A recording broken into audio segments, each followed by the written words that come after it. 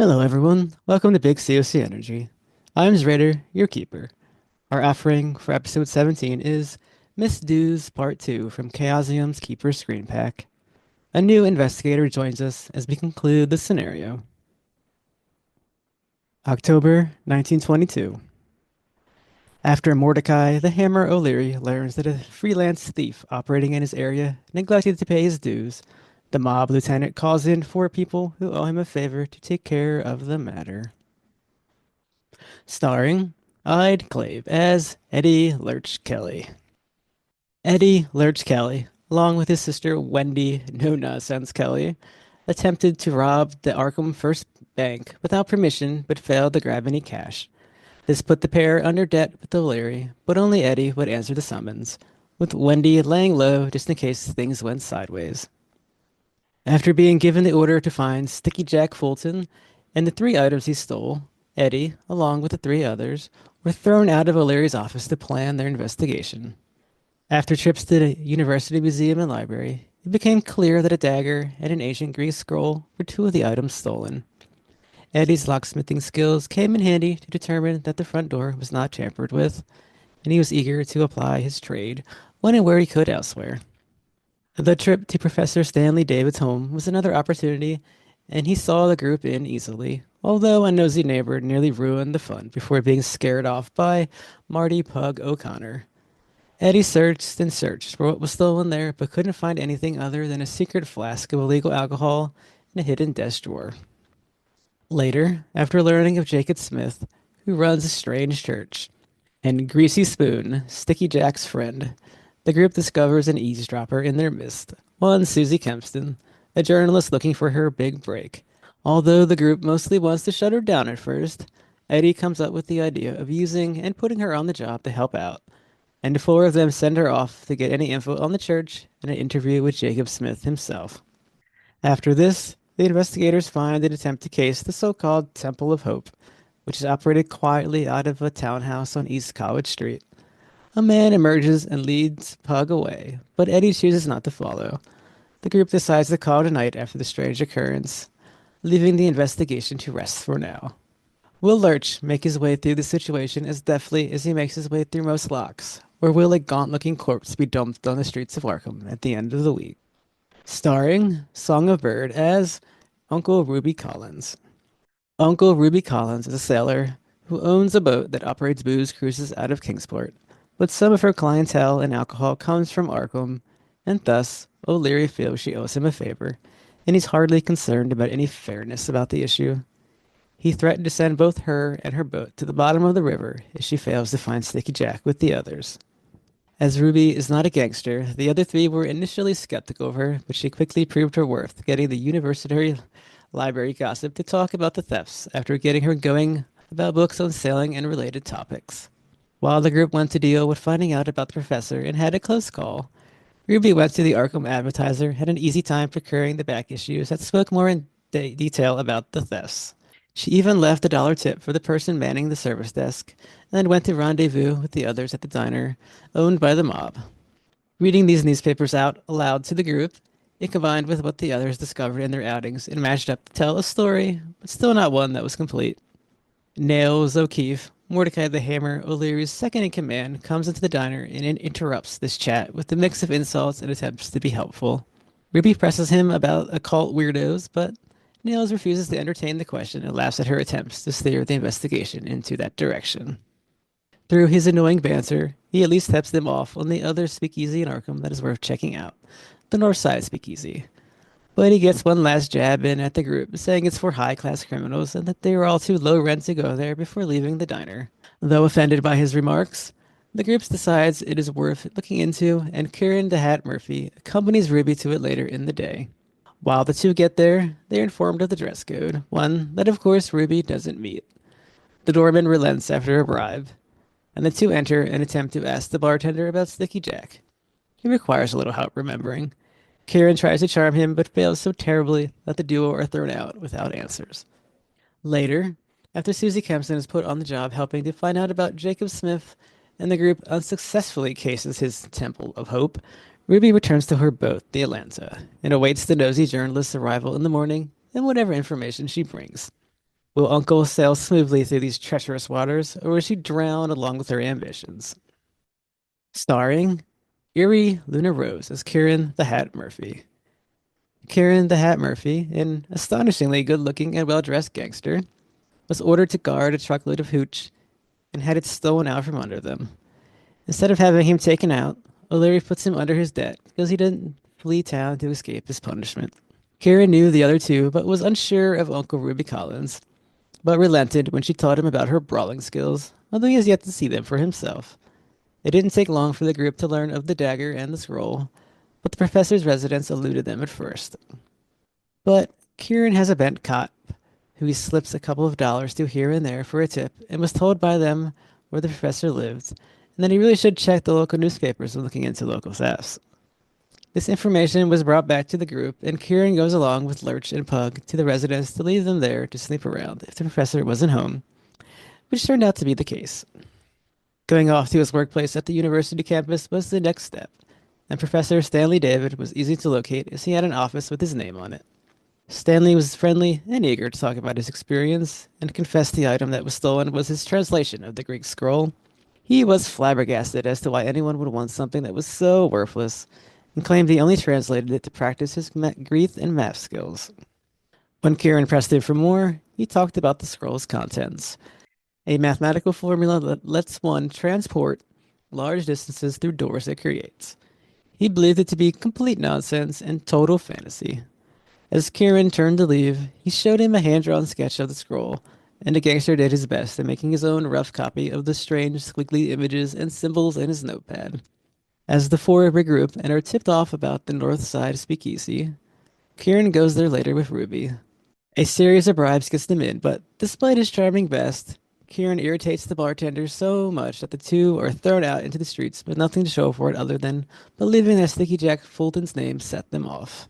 After further investigation brings them info about Greasy Spoon, Jacob Smith, and his church, they go to the strange temple ran out of a townhouse on an Arkham Street and attempt to case the place.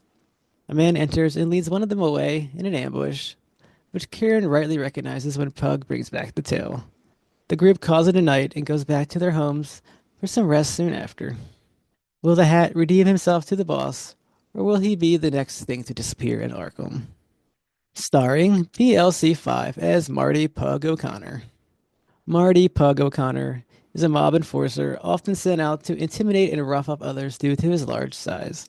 He got too carried away in his last job, blowing off an Arkham shopkeeper's head with a sawed-off shotgun, causing a huge mess that O'Leary paid to have cleaned up. This new job is his second and most likely last chance to keep his own head where it is. Pug mostly stayed in the background, as he prefers to let others lead the charge and come up with ideas. However, he was always ready to back them up when they decided on a plan of action. It didn't take him and the others long to find out about the dagger and the Greek scroll. When Pug went along to the professor's house to figure out what went missing there, he attempted to block Lurch and his picking the lock from sight. They didn't stop a nosy neighbor from coming in and asking the group about what they were doing. This person didn't buy the private investigator story that Lurch tried to give him, and he was clearly going to bolt for the police until Pug grabbed him by the shoulder and scared the idea out of him. As the four regroup at a diner owned by the mob, they put together the clues and attempt to figure out the story. Pug has a bit of unexpected imagination and realizes the mathematical formula that can move things long distances would be great for their bootlegging operations.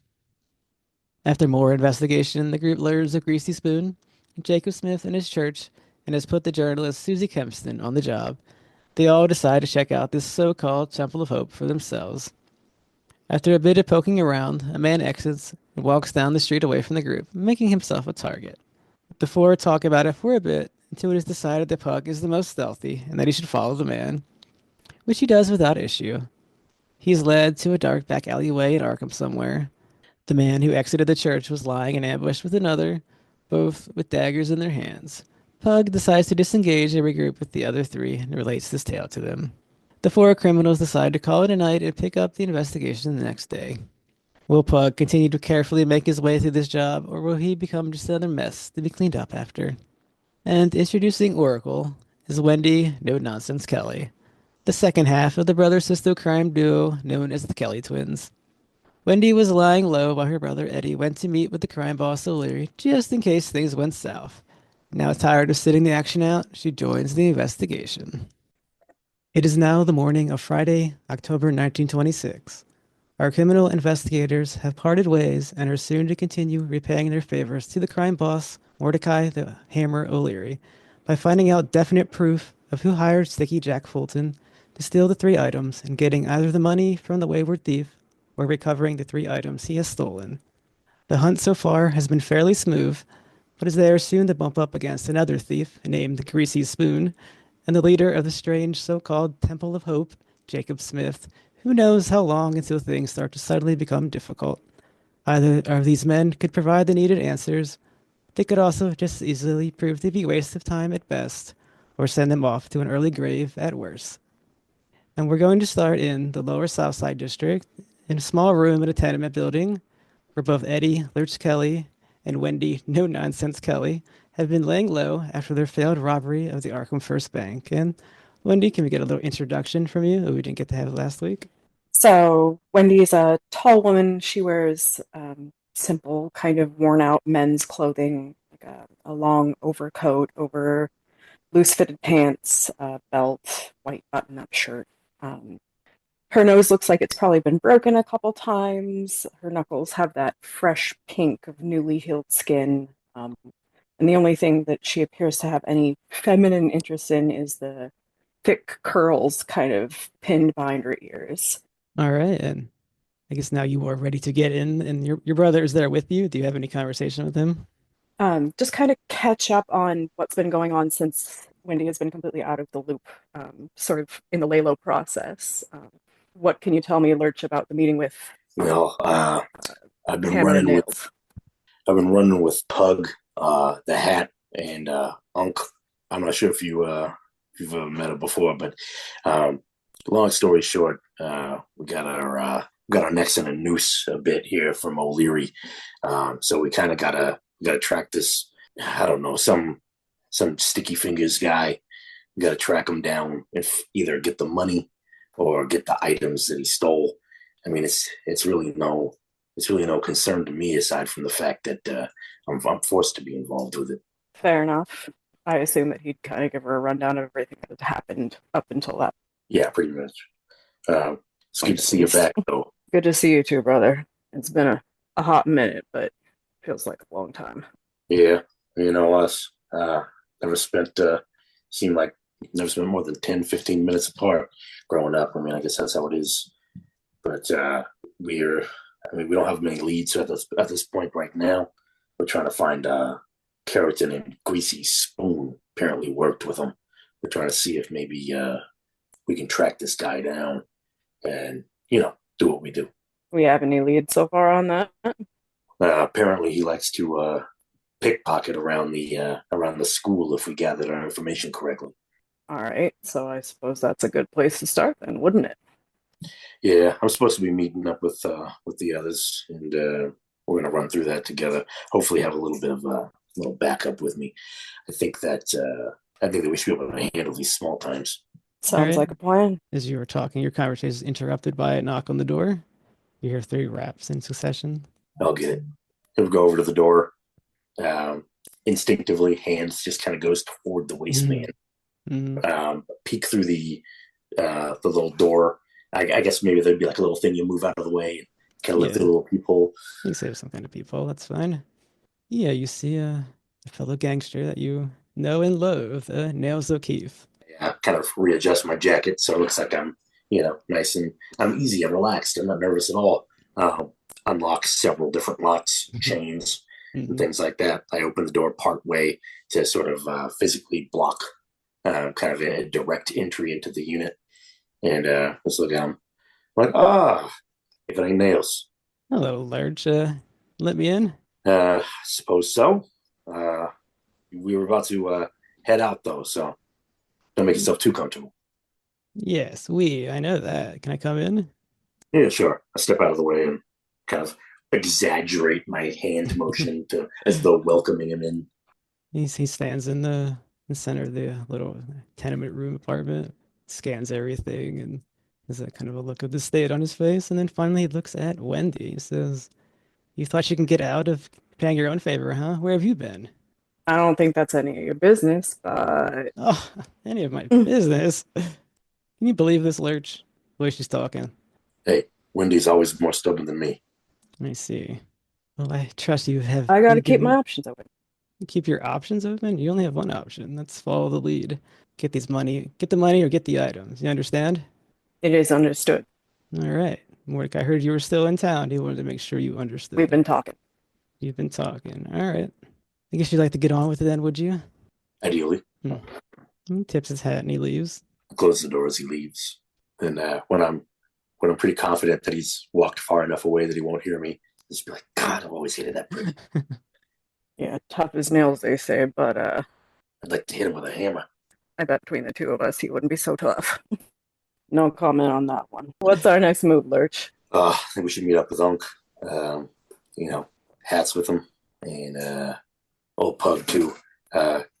Pug's been I don't know. He's been showing his brainier side recently. I underestimated him. Really? How so? Well, he acts like he don't know nothing from nothing, but he's put a thing or two together when it comes to the investigations, which I suppose is good because I'm not much help there. But I do think that go rendezvous with him. We've been meeting down at the old spot there, the old watering hole. All right, well, let's see if we can continue that streak of getting him to know stuff. Let's make sure I have everything on me that I would typically carry. Wallet, pistol, knife, and hit the street, heading down to the speakeasy, if you will. All right, it's a good time to ask you, Wendy. Are you going to be carrying around your shotgun? Yeah, I think that would be an absolute for Wendy. All right. Just have to remember she has it on her. And other people could probably see Kind it. of She can't forgot really to. hide a big shotgun. All right, then we will move on to somewhere in the docks where Uncle Ruby Collins sits on her waits by her boat, the Atlanta.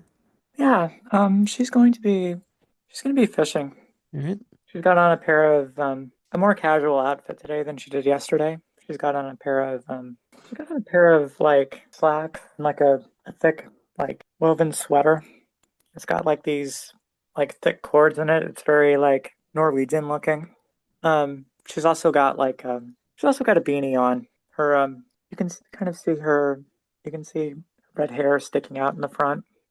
She's got most of it slicked back though.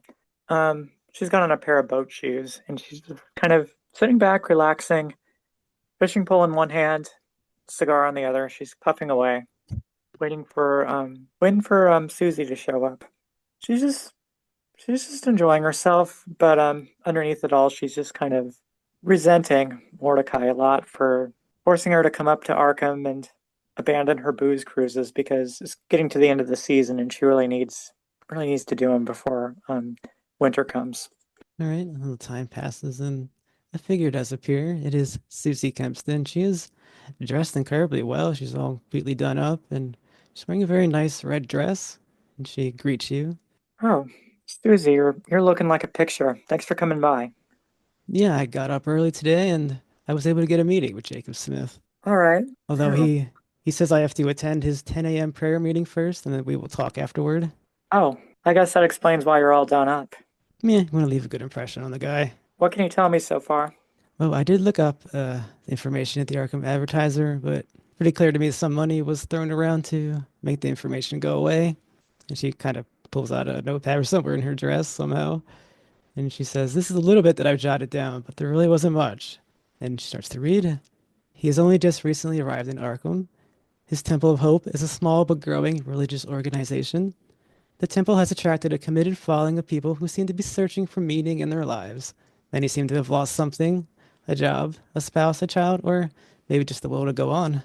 Smith supposedly spends his time providing words of comfort and inspiration, saying that hope remains if they can only find the strength to seek it out and throw off the shackles of society. And she puts her notepad away and continues, "I didn't find any names of, these high rollers. Everything's being pretty shoved under the rug."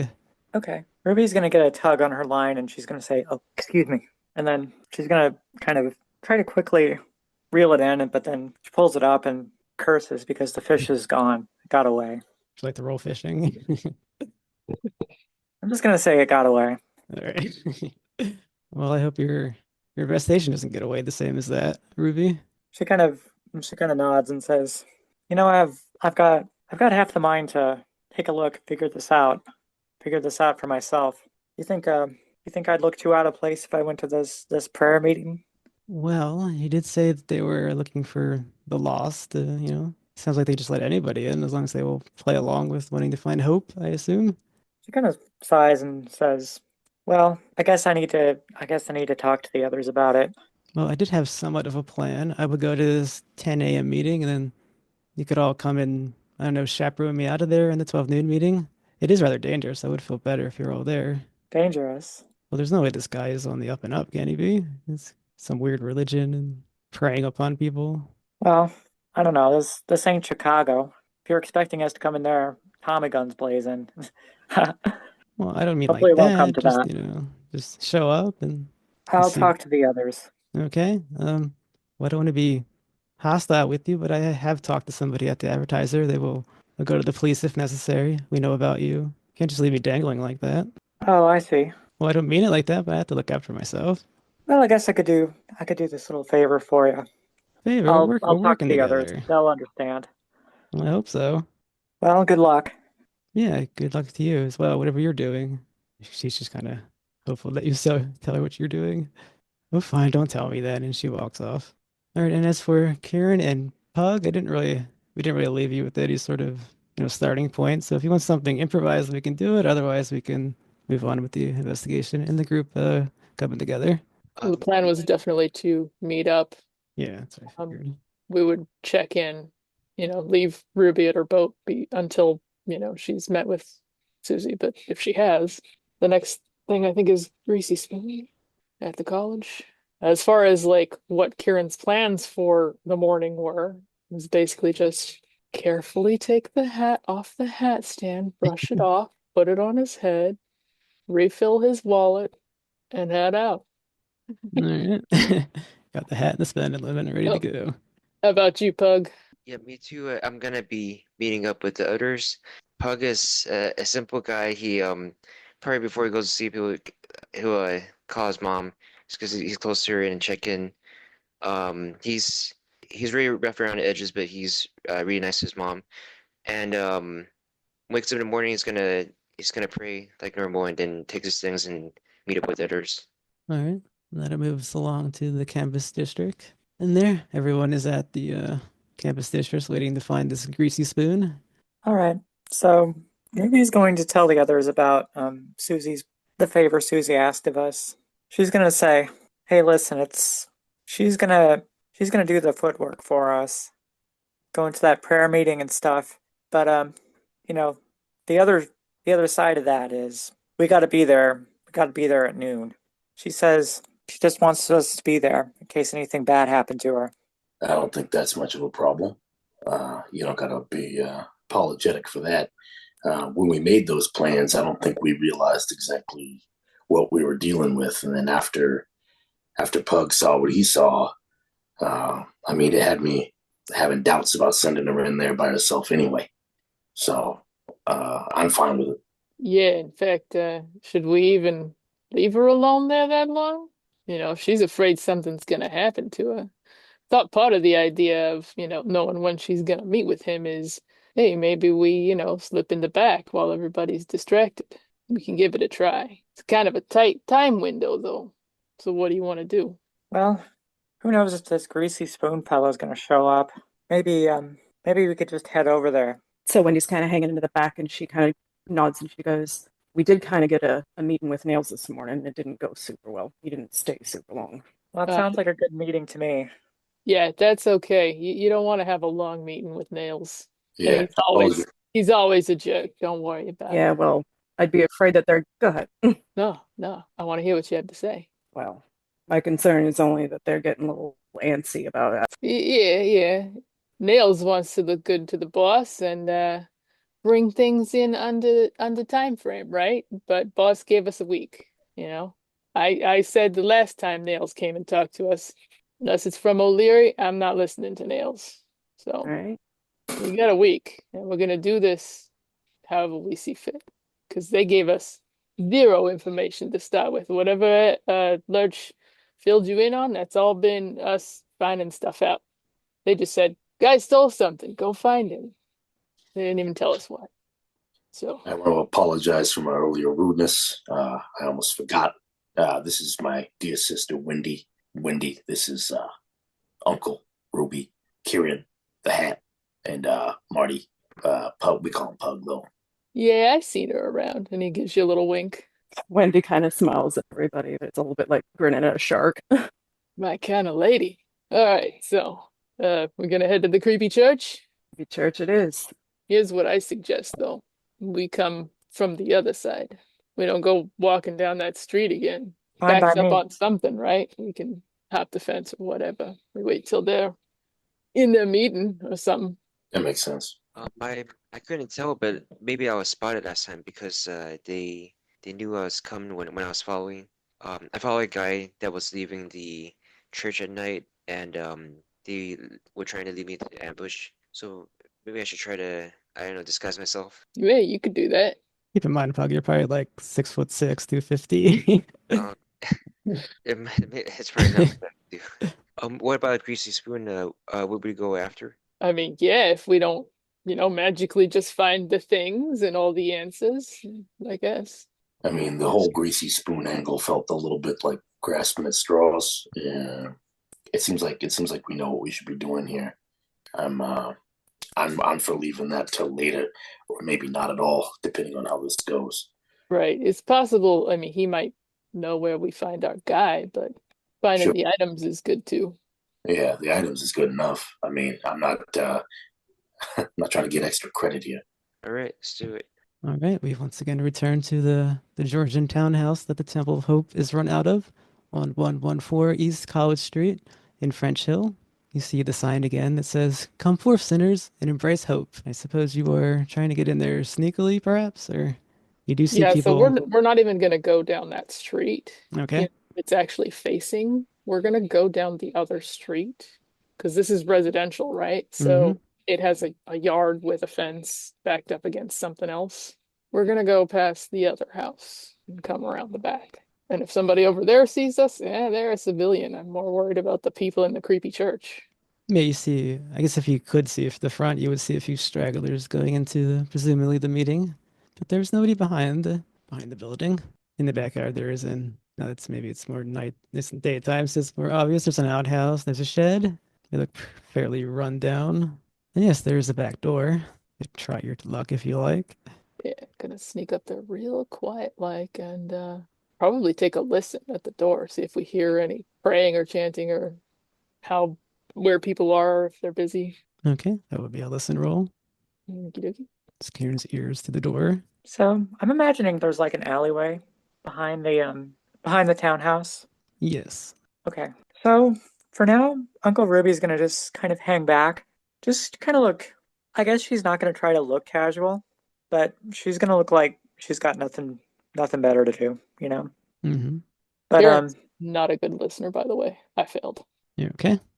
Yeah, you can't make up any sound in there. It's Sorry. clear to you that people are in there, but your information, though, had eluded you. That you wanted eludes you. So you're staying all the way back in the alley, Ruby? yeah, she's kind of doing lookout.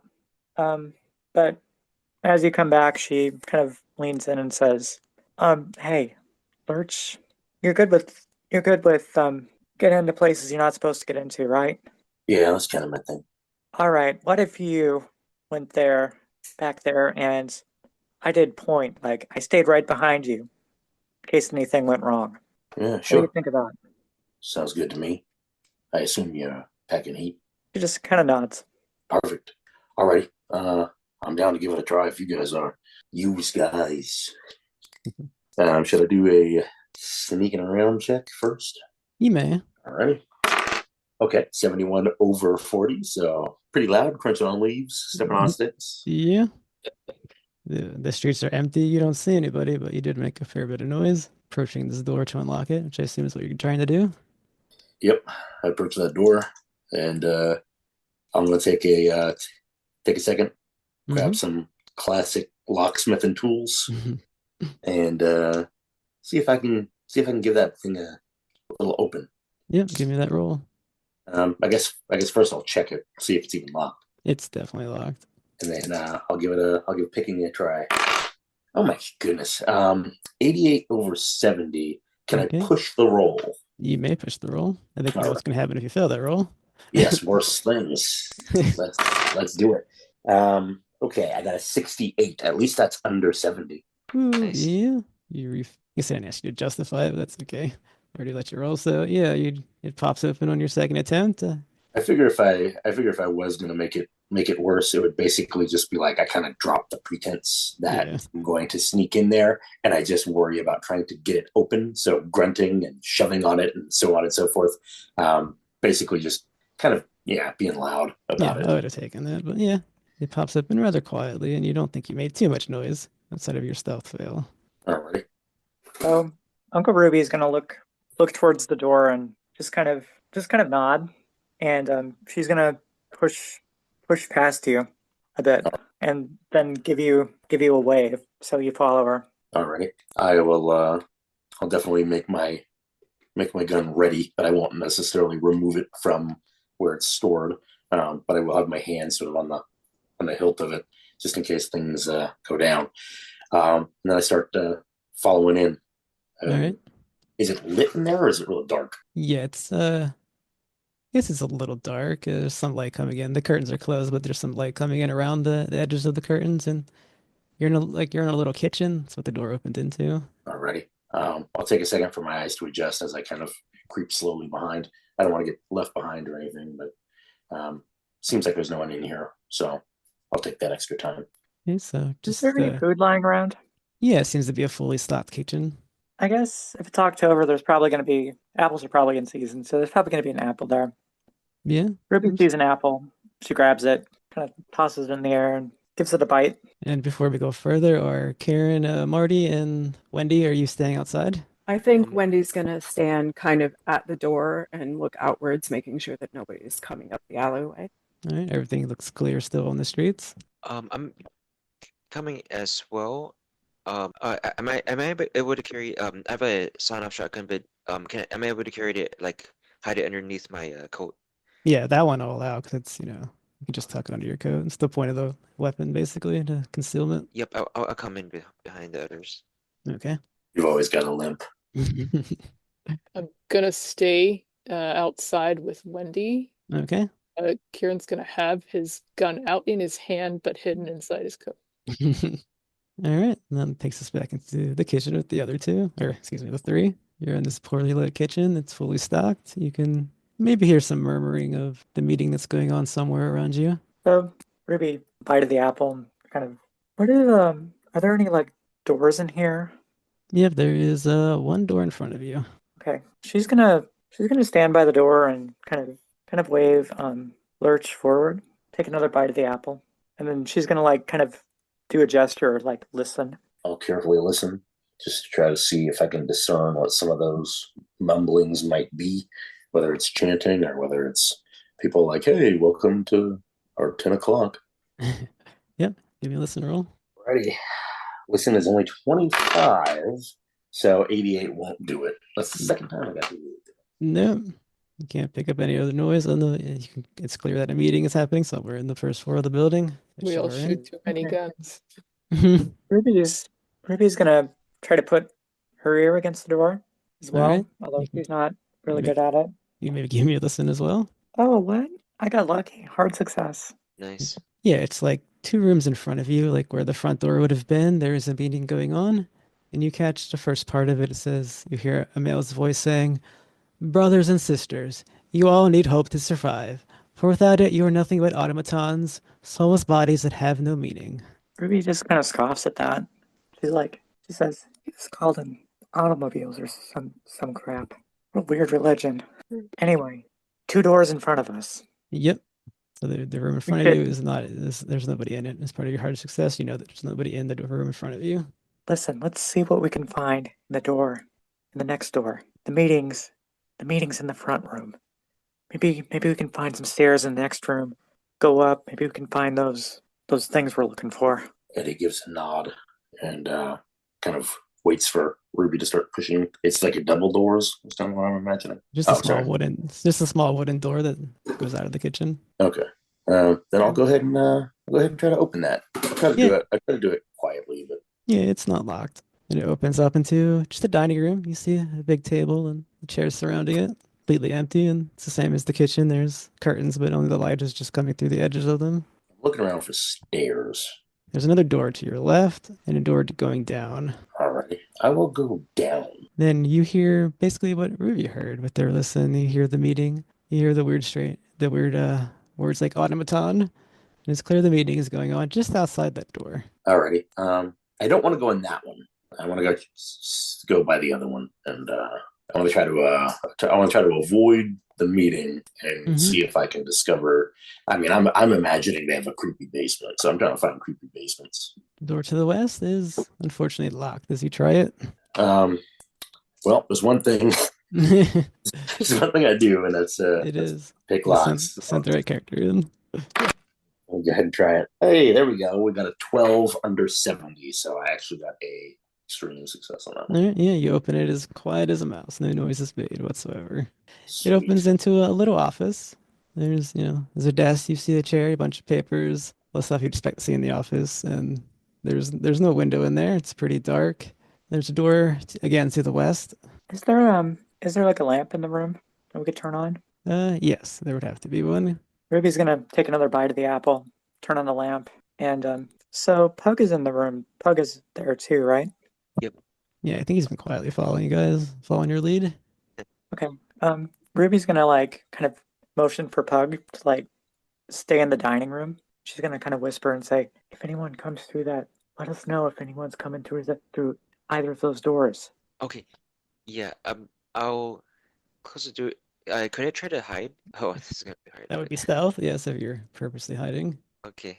I'm gonna give it a chance. Don't you dare fumble. Oh, it's a 4. Jeez, out of 40, so it's an extreme success apparently. Yeah, you meld into the background of the shadows. I just I look like a wardrobe or something. Yep, you are perfectly concealed there. Wow, where'd you go? Oh, That's why you lost track of him like that? before. You're so stealthy. Make a creaky noise. That is spooky. Anyway, let me take a look in that office. Yeah, we're definitely gonna have to look around in that office, poke around in that desk. Obviously, looking for scrolls or translations of scrolls. I'm interested. Yeah, all the paperwork here is just unremarkable. It's newspapers. There's nothing of value to you here, fortunately. Was there just a desk, or was there like other drawers and things that I could look around in? We'll say that you did look through the drawers, and it's just old newspapers. There's nothing remarkable in this one. Alrighty, I just kind of shrug and look over toward Ruby, kind of like, yeah, I don't think this is it. Well, damn it. I don't know. While we're here, gotta be something else we can do. Well, there's that door Can't to just the leave west still. empty-handed. Yeah, I mean, I don't see a problem going through that other door. I'll kind of just motion toward it or point toward it, like in there. As far as I know, we still got the element of surprise. So I was scant on my details, but it's definitely like a multi-story house. You can go upstairs somewhere. You find them. Yeah, so the office room only has one door, the one we came through. No, just one more to the west as well. Okay. Yeah, then we're gonna go through that door. All right. As you open it, it leads to a stairway up.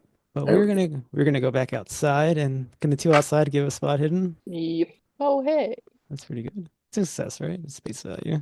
Let's see. Yeah, that's a success for me. I don't have great spot hidden, but I made it. It's exactly the base value. Nice. And Oracle, did you make spot hidden? I got a 74, so I'm guessing probably not. All right. You don't see anything, but Keiran, you do see a man. He starts walking into the alleyway to go into the back, just kind of like you guys did. Mm-hmm. Now, of course, you spotted it before he arrived, so you may decide what to do. It's clear he's coming your direction. Just Right. think about that. Can you give me an idea of like what the setup is between us and him? I figure we're like on or around the back porch of the house where we were left, or maybe in Yes. the alleyway. Which do you prefer, You Wendy? guys arrived in an alleyway. You went into a yard where there's an outhouse, there's a shed, and there's the back door into that kitchen where they went into. I guess you Gotcha. guys are standing by the back door, and you spotted him coming just out of the alleyway. Sure. So there's an access into the alleyway through the back lawn? Is that Yes. understanding? Okay. I want to post up right next to where he's gonna walk through that fence and just be ready. All right. He continues to walk through the door. Or excuse me, up to the door. He will see you. Are you going to do anything or? When he comes through the hole in the fence, Mm-hmm. I want to stick my gun at him, point blank, and be like, "Hey, hey, hey, hey, All right. It's a man. oh, There's nothing remarkable about him. He's brown haired. He's a little on the short side. He's wearing the average clothes you would expect. Then he sees the gun and just knows like, whoa, what are you doing? Hey, I'm late for the meeting. I'm just trying to get here. yeah, I don't think you want to be here right now. Well, why not? What's your problem? It's not a good place for you to be. You understand?" That's an intimidate. Mhm. I'll give you an advantage dice because you have a gun in his face. That fair? Oh, good, because I will probably need it. He's not intimidating. Wendy's just standing behind Keiran, just smiling a little bit. Guy. He is a short, pretty man, not an intimidating man. Oh God, I made it. You did. That's even a hard success under my Okay. horrible 15 intimidate base value. So, all right, all right. I guess I can miss today's, but I had a lot of hope I wanted to get. Yeah, you don't want the hope they're selling. It's fine. Yeah, he puts his hand in his pocket, his head is down on the ground, and he walks away. Yeah, I'm gonna, kind of watch where he goes and make sure he doesn't try and back around or go to the front. Nope, he does indeed walk away from the church entirely. Not Should gonna- we maybe get our friends out of this place before he goes to the cops, maybe? Yeah, eventually. Yeah. I don't expect that'll be an immediate thing. He might, but hopefully he's just gonna go home. But either way, it'll be a few minutes. Give him a couple minutes more. Do you want to look at what's that shed? There's a shed. Should we look at the shed? Oh, I don't have my brother's skills with lockpicking, but I could definitely give it a try. Yeah, well, we should at least take a look. Gonna walk over and look at the shed keeper, see if it is locked. If it's locked, that's weird to me. No, it opens right away. You just Okay. see there's actually nothing in it. It is completely empty. Huh. I'm gonna go look around inside, see if there's any hidden spots, false bottoms, torn up Yeah. floor. No, That's there's gangster mind, I'm sure. Oh, this is where I'd bury a body. I see. No, you think about that, but no, there's nothing in there. It's completely empty. Like it's never been used almost. Yeah, well, I guess they're using a house as a meeting place, not as a house, so that makes sense. All right. No, I was just hoping. Maybe No, our stuff would have just been in here. no, you're full of hope. Oh dear, they're getting me. And that's what the shed is for. No. All right, okay, we'll go back up to the second floor with Uncle Ruby and Eddie the Lurch Kelly. Where's my map? Yep. You arrive up the stairs into a hallway. There's another stairway. The stairway goes up one more floor, and you were on the second floor. Let's stick together. Good idea. Do you want to go up though? Something tells me we should go up. Well, let's just give this a look through real quick. This floor. Keeper, what do I see? You are in a hallway. There are like 3 doors. Everything is closed. There's no lighting up here. Like the bottom floor, everything has curtains that is covering a few windows there are. Hey, I'm gonna go get Pug. We'll cover more ground. 3 of us. Yeah, sure. Let's go see if we can wave him in. I'm gonna kind of tiptoe back down the stairs and gesture for Alright. Pug to come up. All right, Pug, you see Uncle Ruby gesturing towards you. Okay, I'll come. Reluctantly getting out my cabinet impersonation, and I'll come with him. Yeah, we'll say Oh. with your extreme success, you don't make any noise as you go Oh, wow. That's where you were. I was just guessing. up. Oh, man. Anyway, we're gonna check out the second floor right now.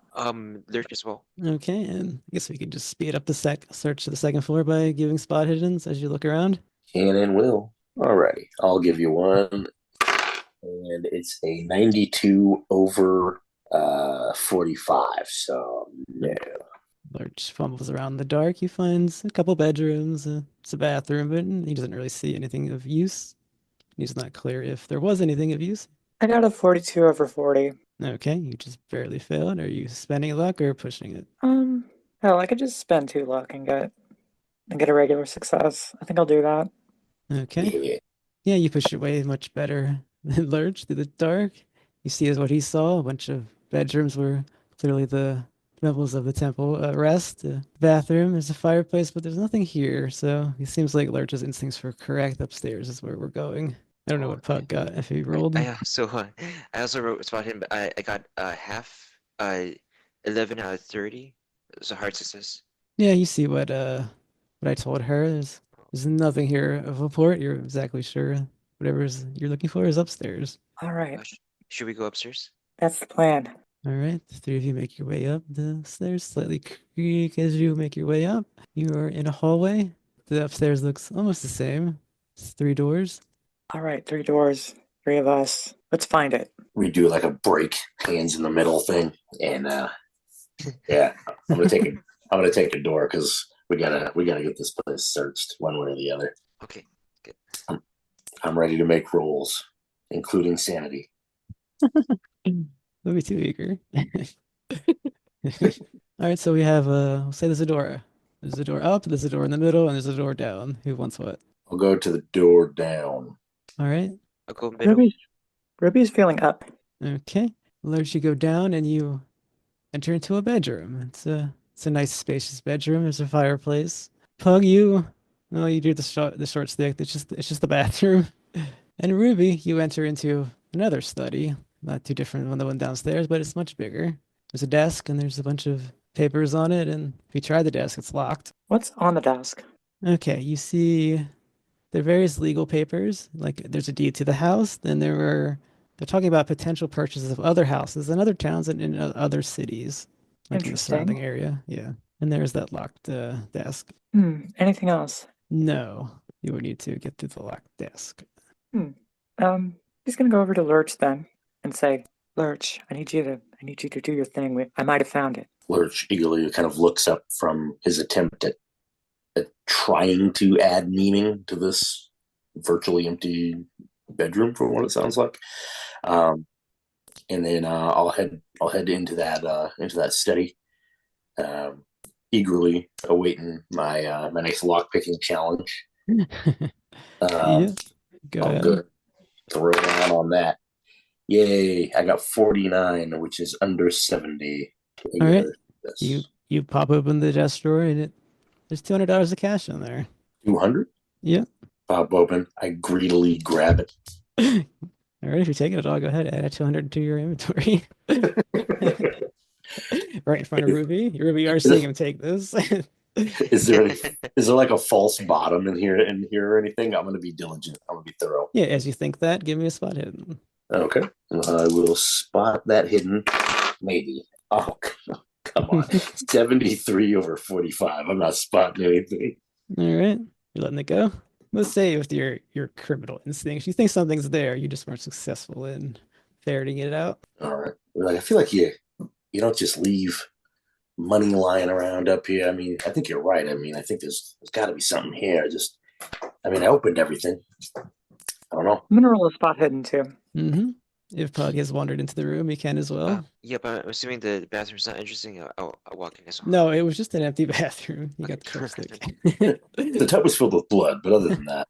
Yeah, there's a dead body with it. We don't care about that. It wasn't Sticky Okay. Jack. I got a failure, but I'm gonna try to push that roll.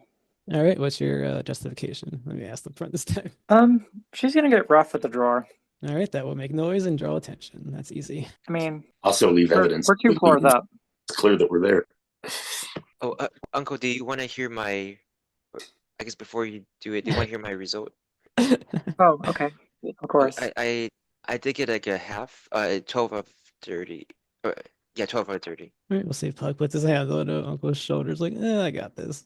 Yeah, there's a false bottom that he puts his fingers around. And inside it's a hidden compartment. Inside of it, there are 3 copies of a slim black book. The title is saying "The Power of the Universe."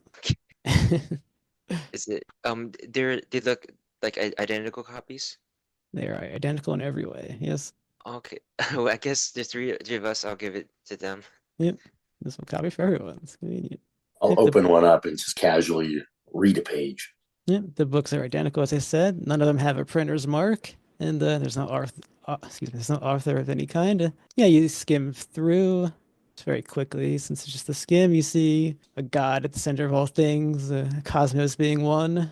That's probably all I'll give you without a roll or anything. Yeah, I'm just going to peruse at it, and I was never a book learner, so I'm sure it would have been nonsense no matter what it was. I'll absentmindedly perhaps try to tuck it into my jacket. I don't know what I'm going to do with this thing, but like I don't know, kind of want to take it if it's important enough to hide in a secret drawer. Just one copy though. Looking at these books, is this good leather or something? I can't tell. I don't know. It's probably some nonsense. Nice pages. I figure It's if like you lock they it don't out, even look. They don't look like they're antiques. might be something rare. I don't know.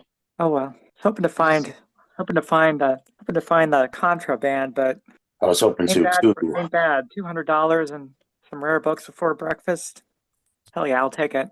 Yeah. Oh, speaking of that, I suppose I should be fair and break you guys off some of this. My instinct was just to put it in my pocket, which is what I did. But I'll peel off, let's say 20, and hand it to her. Or sorry, it would be 40. Hand it to Ruby. Then I'll distribute 40 to Pug as well. Everyone may add that to their inventory. Thanks. I was hoping to find something a little better too, but I mean, if this guy's into stealing weird stuff, and who knows, maybe I don't know, maybe it's relevant. What do you say we split? Just get on out of here altogether. I guess we did agree to help her get out. Yeah. But that was until noon. Yeah, right. I mean, do you think there's turning back now? I mean, you think we walk out of here and then walk in the front door later like it's no problem? Why the hell not? It's not like they got a way to watch us, is it? They're all in the front. Yeah, maybe.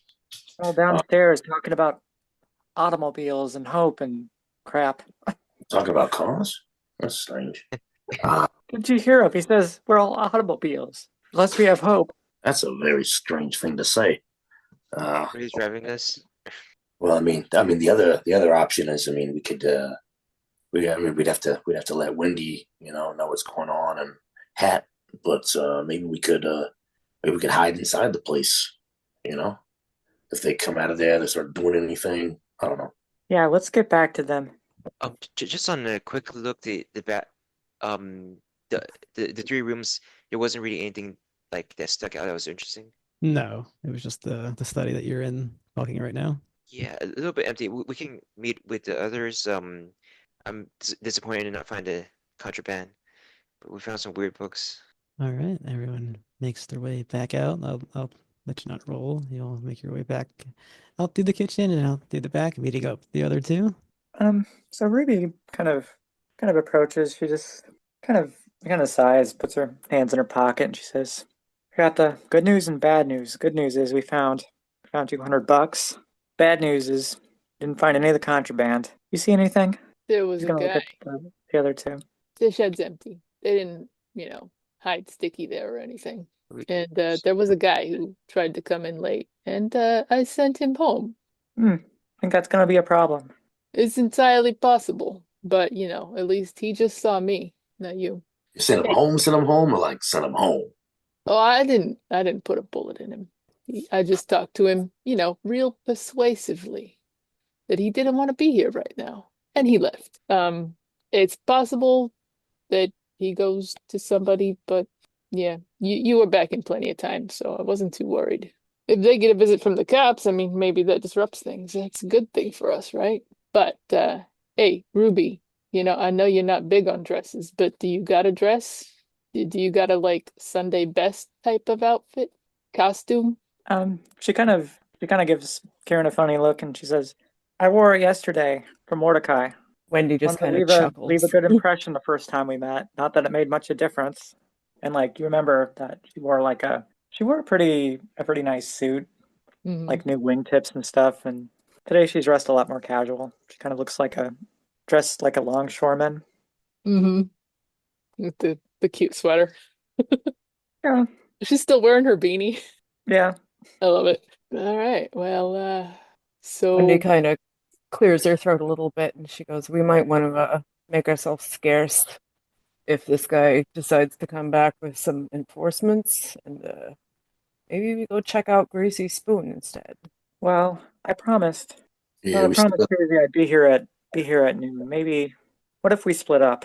Yeah, here's what I'm thinking.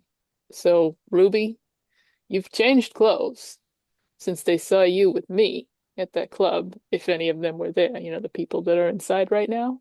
You don't look that much like you did yesterday. And Wendy, they ain't seen you yet. Why don't you go rescue our lady friend? Oh, here. He's gonna take off his coat and give it to Wendy. Why don't you, keep that draped over your shotgun? Just, bundle that up in your arms. Wendy kind of looks at the coat like it's contaminated somehow, and she kind of nods a little bit. Yeah, that could be done.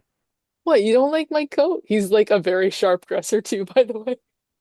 He's all offended now. Wendy is conversely wearing like the shabbiest clothes out of the group.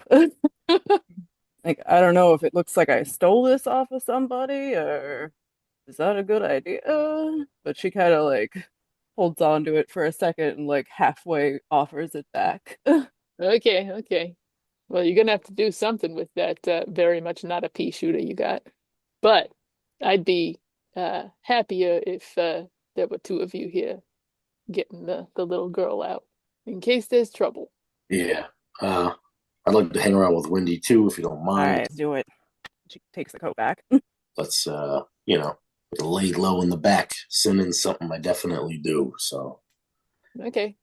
Oh, I'm coming to Nothing in see. that shed. Go ahead. Nothing in that shed, right? Nothing in the shed. It's empty. Perfect. See? There we go. You can hide that. You got a whole shed to hide that shotgun in. So, Pug, we going to college? Yep, sounds good. I don't feel comfortable because I don't know if they saw me last night. But this fine Yeah. is a greasy spoon. Sounds good to me. All right, we are splitting up. All right, Karen and Pug arrive at the campus district. You are here because you know that Greasy Spoon operates in this area. Do you have any sort of plan to find this man? Kieran thinks Lurch's plan was actually pretty good. So, he's just gonna walk around with his wallet real visible. Possibly with, a couple dollars just sticking out the top, like I didn't really care to put it away properly. Seems good. Yeah, he's just gonna, wander around like, I don't know, bugging college girls? What the hell? Something. And Pug, you can be my backup unless you want to be the bait. I think I'll follow just a few steps behind. Yeah, perfect. All right, you guys walk through the campus. You see students hurrying about. You see several groups of them standing around. Yep. Gonna go to wherever, like the amount of people is thickest. Mm-hmm. And yeah, let's get a spot hidden going for both of you. I'm so good at that. You hit the base value. 81. hello, fellow college students. Yeah. How do you do? I barely made a 30 out of 30. All right, yeah, you see off in the distance, you do indeed see a man who would be called Greasy. He has a dirty and greasy raincoat on. His hair is dirty and matted. It's coming out from underneath a stained pork pie hat. He's standing in front of a very well-to-do looking student, and the student walks past this man. We'll say this is off in the distance as you spotted this. The student walks past the man, and the man, presumably Greasy, falls to the ground in agony. He's moaning, and then the student walks up to him, see what's happening. He's concerned about his well-being, and then he rolls on the floor. And with your spot hidden, also you see that he picked the wallet out of the student's jacket, and he jumps up, all like he's fine, and then he runs off. Ah. You're gonna need a tracking or navigate roll. Let's see where this man is well versed in his craft and running away very fast is gone. I got Yeah, a I 20. have a pretty good navigate. If only I was there. Yeah, my navigate's pretty bad. Okay, I gotta try. Yeah, that's a 38 out of 20. Okay, that's Kieran rolling. That depends. So would you like point him out, Pug? Yeah. Yeah. Okay. Yeah. So yeah, if you draw my attention to it, Okay. I'll try. You found Give it a did shot. this. Maybe you didn't see him take the wallet, but you saw the performance, and you can intuit what's going on. Look at that. 5 under my 10. Yeah. All right. You found the way that he went, weaving his way through the campus. He's standing there. We'll say that say the Kieran leading the charge has got the drop on him. Yeah. He's standing somewhat surprised, looking at both of you, and it's a very greasy looking man, as I've said. The name does him well. Hey, greasy spoon, ain't it? Leave me alone. Stop trying to No, shake no, me no, down. What are you no, doing? no. We're not shaking you down. He Other drops than down and rolls into a for ball, puts his information. hands up over his Oh head. my goodness! Please, Stop ah, it. What are you doing? nothing. Good Lord, man. Get up. Just want to ask you where your buddy is. Why are you bothering old Greasy Spoon? Not bothering you. Yeah, it's me, Greasy Spoon. Did you have some screws knocked loose from throwing yourself to the ground all those times? Come on, dude. Get up. He kind of pauses. I've taken a lot of falls. I'm in my 50s. But then he puts his hands back up. What do you want? Look, all we want is to know where your buddy is. Dickie Jack? Bolton? What Where's do you he want? hiding out? Where did he go? He's a pretty good buddy. You leave him alone. Look, I don't want to hurt the guy. How am I supposed to know that? Do I look like the kind of person who wants to hurt people? Look like a gangster with a gun. Do you think I want to get blood on this nice suit? He looks up again. It is a pretty nice suit. And puts his hands over his Exactly. head again. It's okay. It's okay. I solve my problems by talking. By So, talking. All right. yeah, so let's talk. Sounds like you're charming the man. Let's get a charm roll. All right. That's what I'm good at. Watch me now roll like a So you have used up some good fumble. rolls today. Yeah, I already used up all my luck. Okay, let's see. Oh no, that's not bad. 63 under my what is my charm? Oh, actually, maybe that's only 60. Where am I? Yep, I'm gonna spend 3 points of luck to make that a success. All right. See, at first he just not buying it, but then he just kind of shrugs. I was like, "What the hell?" And he stands up. So you're not gonna hurt Jack? No, I really am not interested in hurting Jack. I want to solve this all copacetically. I don't know what that Nicely. means, but okay. Nicely. Yeah. Nicely. All right. You're pretty well educated, as well dressed as well, aren't you? Yeah. Yeah, back in the day, Jack and I used to run around and scam people. They were happy days. He kind of wanders off in his mind. Did Jack stop wanting to do the small time stuff with you? Is that what happened? Well, Jack's a cat burglar. I do things my way. He does things his way. Yeah, it's not really I'm not all about climbing. I'm compatible. Yeah. about rolling and yeah. So, but I heard he pulled off something kind of impressive for lifts one night, right? Uh, yeah. He sent in a message to meet with some high-class guy from East College Street about a job. That's the last I saw of him. You haven't seen him since? No, it was a couple weeks ago. Okay, well, if you was looking for a sticky and you needed to find him, got any other ideas on where to go? I mean, where does he stay? I mean, I know where he lives. I stay at his apartment sometimes, the Lelo. Have you gone looking for him? I mean, were you concerned? You haven't seen him? Nah, it's not too uncommon in our old age that we don't see each other too often anymore. Okay. So where does he live? All right, you promise you're not gonna hurt him? I'm not gonna hurt him. All right, he lives at 22 Curzon Street, off of 22. Walnut Street in the Lower South Side District. Oh, well, not Lower South Side. Got it. All right. Yeah, we just need to talk to him. There's something weird about the things he stole, and we need to figure it out. Something weird? Something weird how? Yeah, it was just weird stuff. It's like, why would anybody want this stuff? I was getting paid pretty well. Yeah, well, We're getting on in years. Sticky Jack ain't so sticky anymore. He's trying looking for a big score to retire. I don't know. I went to like the places where the stuff was that he stole, and wow, he did a good job. I couldn't tell. I mean, Oh, obviously the stuff's well, gone. that's That's great all to they hear. knew, but he's still doing good, at least at the job. Assuming he's okay. Well, we better be okay. Yeah, I hope so. We're gonna go find him, okay? All right. I'll be back not stealing people's wallets. And he gives a wink and walks away. Yeah, you can stay out of trouble now, okay? Make sure to give O'Leary a cut because that makes him nervous. Never heard of him. And he runs off. Oh Lord. These people, I try to help them. Okay. Hey, so did you get that pug? Yeah, they went smoothly. Yeah. Sometimes you just gotta, talk nice to people. I had other ideas, but your idea worked. Yeah, I was glad to have you as backup because, he's a slippery guy. I don't know if I could have held on to him. He tried to get away again.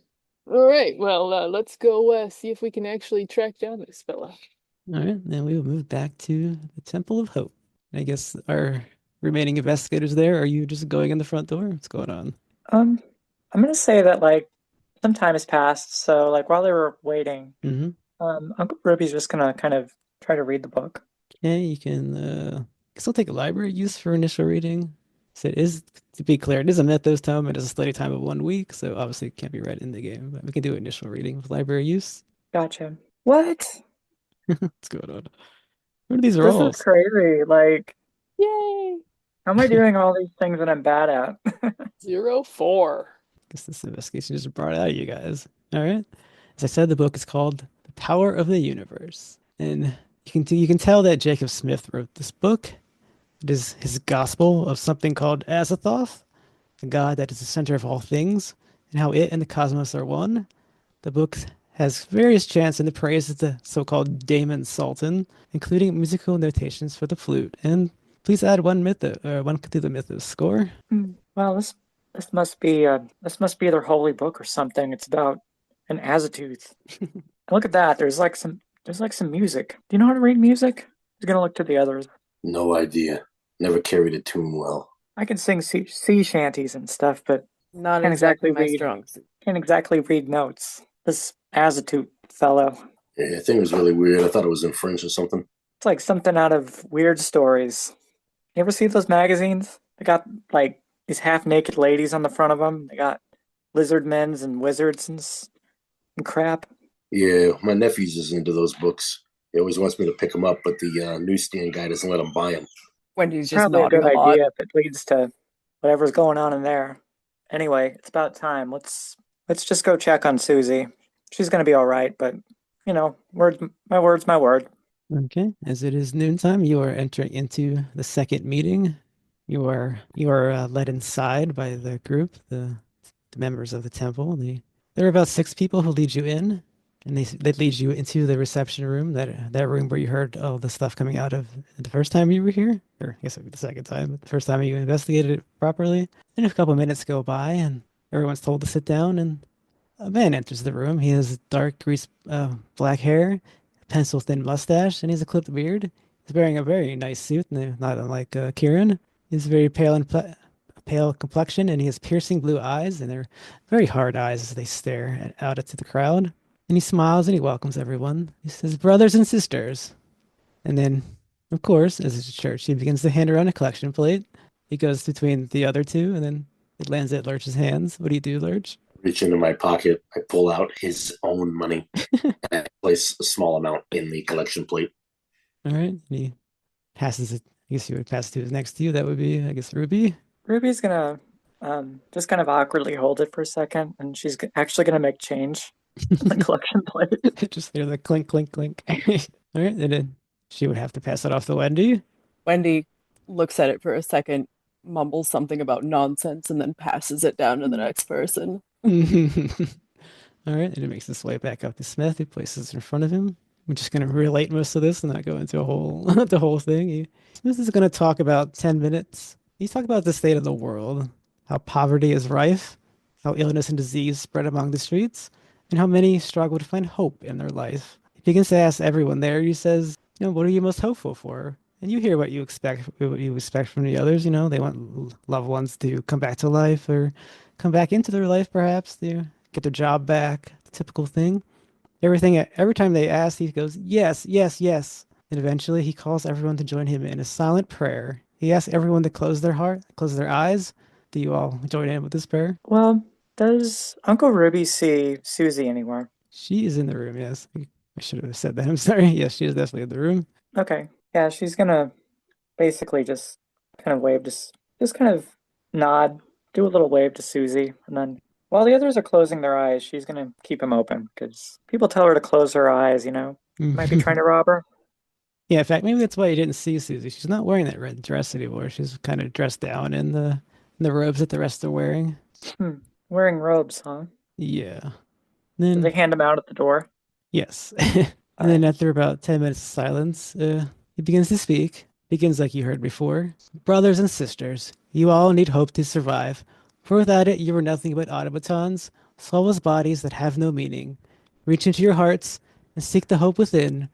For soon darkness will descend and burn mankind from the face of this planet. If you are not prepared, then you shall burn too. I bring you hope, brothers and sisters. Through me, I can heal your heart and help you see the universe behind. beyond. For beyond us, here is the center of all things, a burning, purifying flame at the heart of the cosmos. If we hold true and let that purifying flame embrace us and fill us, we will be saved while the rest of mankind is turned to ashes. Call with me, brothers and sisters. Call with me the words of hope, the words of power. Then the room fills. They all begin to chant, including Susie. Ea, Ea, Lord of Hope, Tag and Ea, Azathoth, Ea. And they repeat it over and over. Then suddenly it just ends, and Smith takes a breath and just thanks everyone and walks out, back to the kitchen area. And you are left in the room as everyone begins to exit. Susie is sitting there with you. What Um, happened to your kiddo? Oh, you all came. So glad. Yeah, we did. I thought you were doing a whole thing. I thought you had a whole angle. Well, I did, but I had this meeting with Smith. He makes a lot of sense. Yeah. Where was that meeting at? Was right here or another room? Uh, Maybe don't worry about that. I might be a little. I think maybe I'm a little worried about it. Well, I guess it's not necessary for you to chaperone me out of here. He's going to help Yeah, me become a great reporter. I'm hopeful that it'll help me. yeah. That's kind of what I was thinking. I don't need you guys anymore, although I do appreciate your help. Oh, yeah. You're right. You wouldn't need us.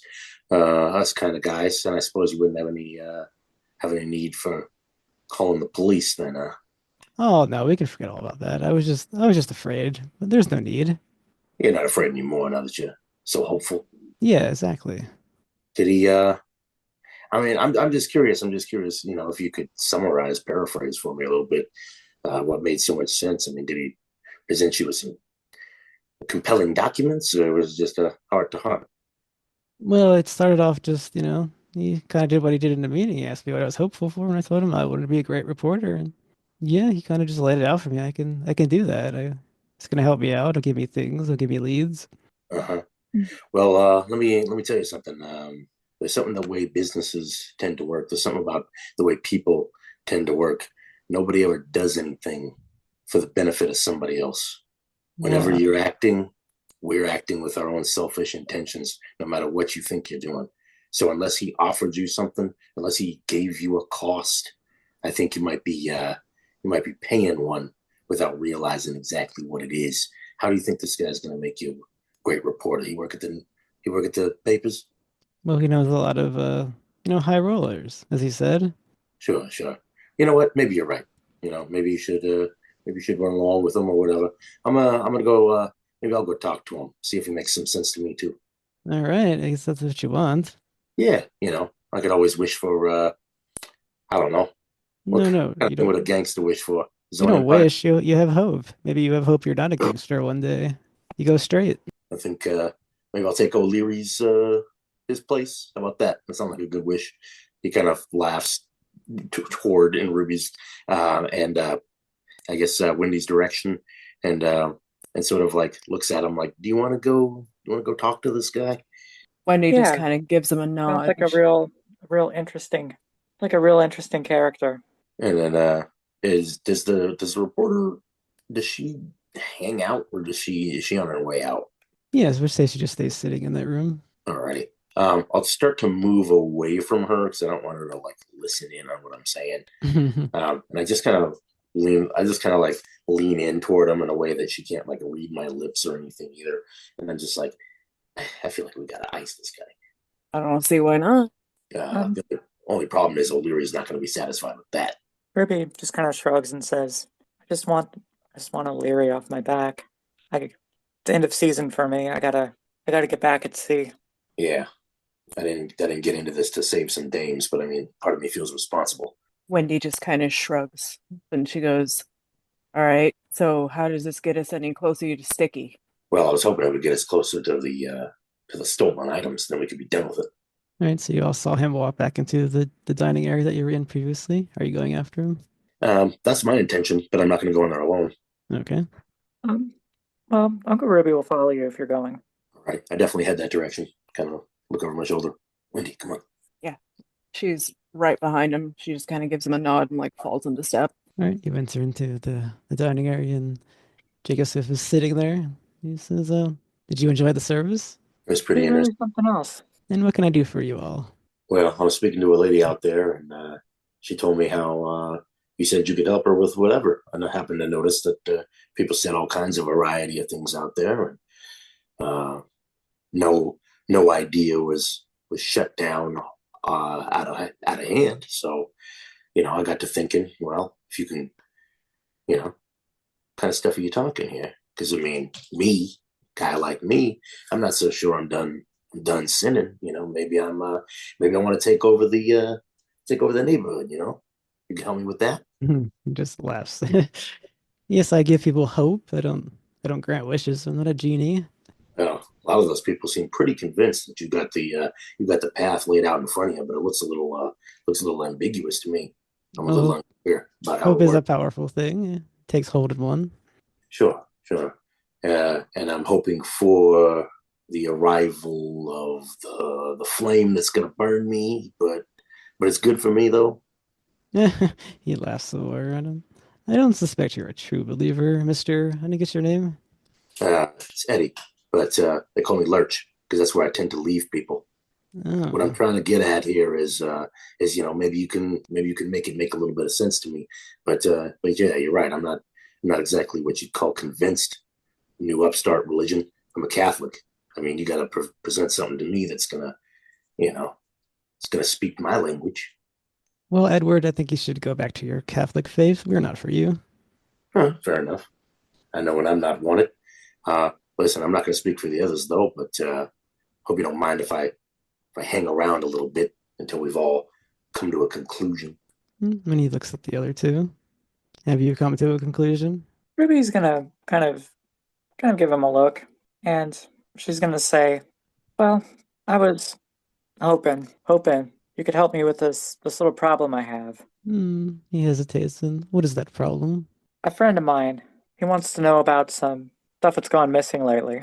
I'm sure lots of stuff goes missing. Three things in particular: an old witch doctor's knife, a book in Greek, and an English translation of said book. Just hoping to find something out about that because a friend of mine is real concerned about it, and I gotta help my friends out. Or what kind of friend am I?" She kind of smiles. Hmm. Say as you're talking, three of the temple members come into the room and stand around. And then he says, you guys clearly are here to talk business. Guilty as charged. You didn't seem interested in talking about converts, so let's talk business then. Well, I don't have these items. I wanted these items. And the person I sent the stole from, he has disappeared and I have not seen him since. Okay, well, give me this. Why these three things? Well, that is my business. That's not how these You things know, work. I mean, I hear the name Lurch. You're clearly a gangster of some kind. He looks back towards Eddie. Hey, I never denied it, but Fair, fair enough. it's interesting that guy ran off with your stuff. That doesn't seem right. Well, I he was mean, a honor thief. among thieves is dead, huh? I don't think it ever existed. Well, I agreed to pay him 10,000 for these items. I guess if we're talking business, if you retrieve them for me, I will give you 10,000 for them. you're pulling my leg. No? 10,000 for some lousy artifacts and an old book in Greek? Well, lousy You to must really, you. this really must be something to you. It's quite important, yes. I mean, he obviously comes from some old money or something, then, right? I mean, I'm not going to question your sources. Well, Ten those that thousand is I a lot of those that money. I give those that I give hope to often give me money back in return. So it's 10,000 coming out of the church's pocket of yours. They are one and the same, my friend. Well, there you have it. I guess if we ever run across them, we know what to do then. Ruby kind of, Ruby kind of looks at the other, I guess, the other members in their robes. She's just kind of observing their body language, just kind of while she leans back, trying to act casual. Yeah, it's definitely tension in the room. You are three gangsters standing in front of their cult leader, essentially. She's gonna kind of nudge Wendy and say, "What do you say, Wendy? What do you say we go look for this sticky fella?" Wendy is also kind of looking around at these people and she kind of gives a slow nod and she goes, "Yeah, maybe we aren't wanted here so much right now." He looks at Wendy and I believe you said she had shabby looking clothes on. He says, he eyes those clothes. Said, well, 10,000 will get you quite a new, better outfit, young lady. No use in putting a bear in a dress, mister. Huh, well, never heard a lady describe herself as a bear before, but it is the 20s, I suppose. Thanks for your concern. I'm good. He doesn't know what to do with this this remark, so he just lets it go. Good thing I'm not there. He'd be speaking my language. Well, I'm with you on getting on out of here. I mean, I was just kind of waiting on you anyway. It wasn't. I don't think it was meant to be with me. That's for sure. All right. Ruby's gonna go ahead and take the lead. Hmm. Walk out the front. All right. You all exit the church unharmed as the four people in that other than you in that room just stayed in the room as you left. You are now outside of the church. I guess we're gonna try to rendezvous with the others wherever we agreed to meet. Pretty sure they were meant to come back here, weren't they? Yeah. All right, so Pug and Keiran, you arrive just maybe about 5 minutes after they exited this conversation in the church, and you were all standing outside of it. Yeah, again, like not immediately, kind of across the street, because it still gives me the creepy vibes. Hey, the girl okay?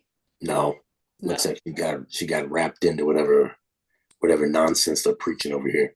She bought it hook, line, and sinker. The red dress, hair, all that stuff, gone.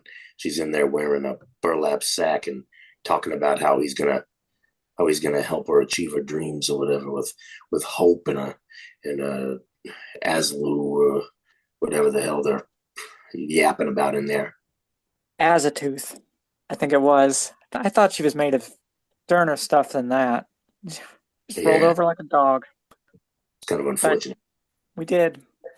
Wasn't a total bust. Here's an interesting twist to the story now. Huh? You see? Our sticky friend, he never got the goods to the temple, Really? despite the fact that we had a talk with the preacher man, and he told us he offered him 10K, 10K, and he Wait. walked away from it. 10 big ones?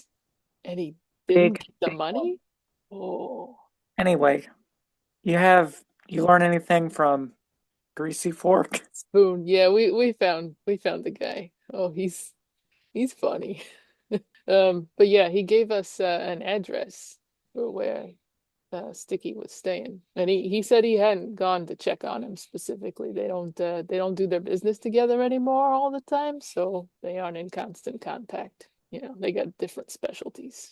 So we figured we'd go see if he was, hiding out at home, or maybe some ideas to where he went if he skipped town. But Listen, let's move quickly.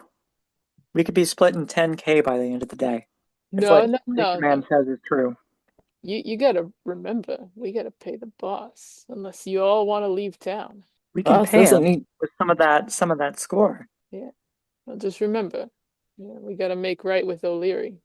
We want to keep working here. I mean, do we really want to keep working here? I mean, we're talking 10K. I'm not saying we don't peel them off some, but I mean, unless Nails comes snooping around, checking up on our lifestyle, he don't have to know nothing of it.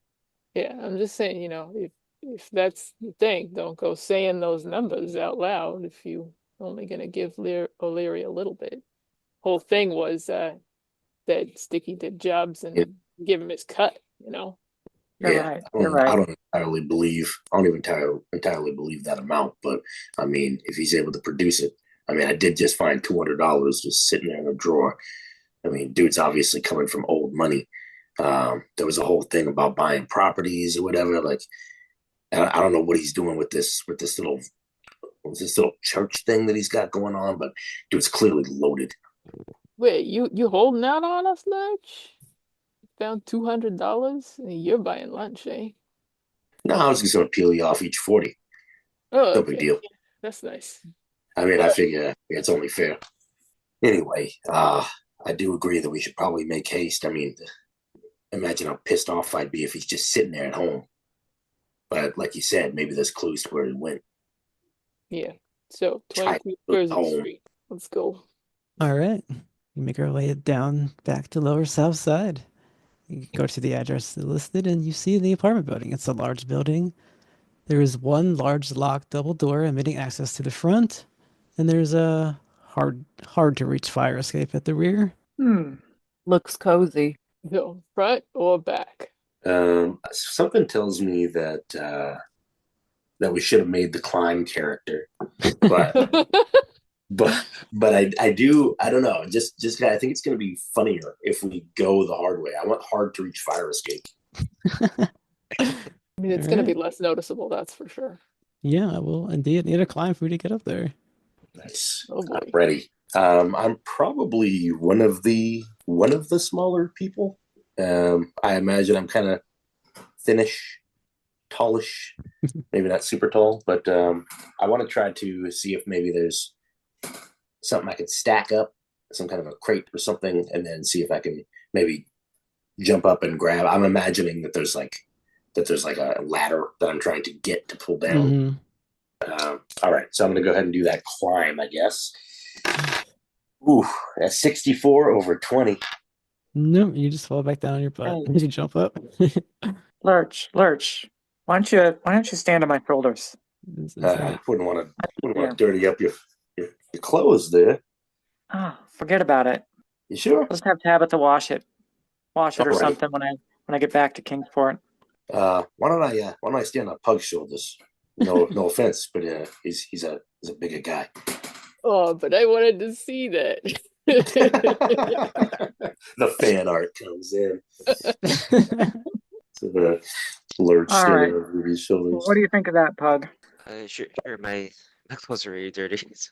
Okay, so this will be a push. I'll allow an advantage die. Nice. It's still a push. I'm ready. I'm ready. Okay. Oh wow, 49. Oh, this is gonna be bad. All right, well, we don't have to be very complicated here. You fall down and you kick Pug really hard in the face for 2 damage. Oh, Nice. I forget everything. Oh shit! Hey, Pug. Hey, yikes. Oh, you were right. That was a bad idea. Your nose is bleeding, and I hand you a handkerchief. I'll be all right. Pug can just shit himself without even jumping. Do we continue jumping up or do we try the front door? I think I'm done with that part of the plan. We try something else. So you all dust yourself off when you're looking Yeah, up at it's the not ladder, happening. sadly, and the front door is still there for you. So maybe one of us could try to jump up there. There's a jump skill. Yeah, I can take a jump. So you jump up and try to grab the ladder. I've been pretty lucky today. I wonder if I'm gonna get this. All right. So Uncle Ruby kind of takes a few steps back and gives it a running jump. And oof! Did you see that? That's a fumble? Yeah.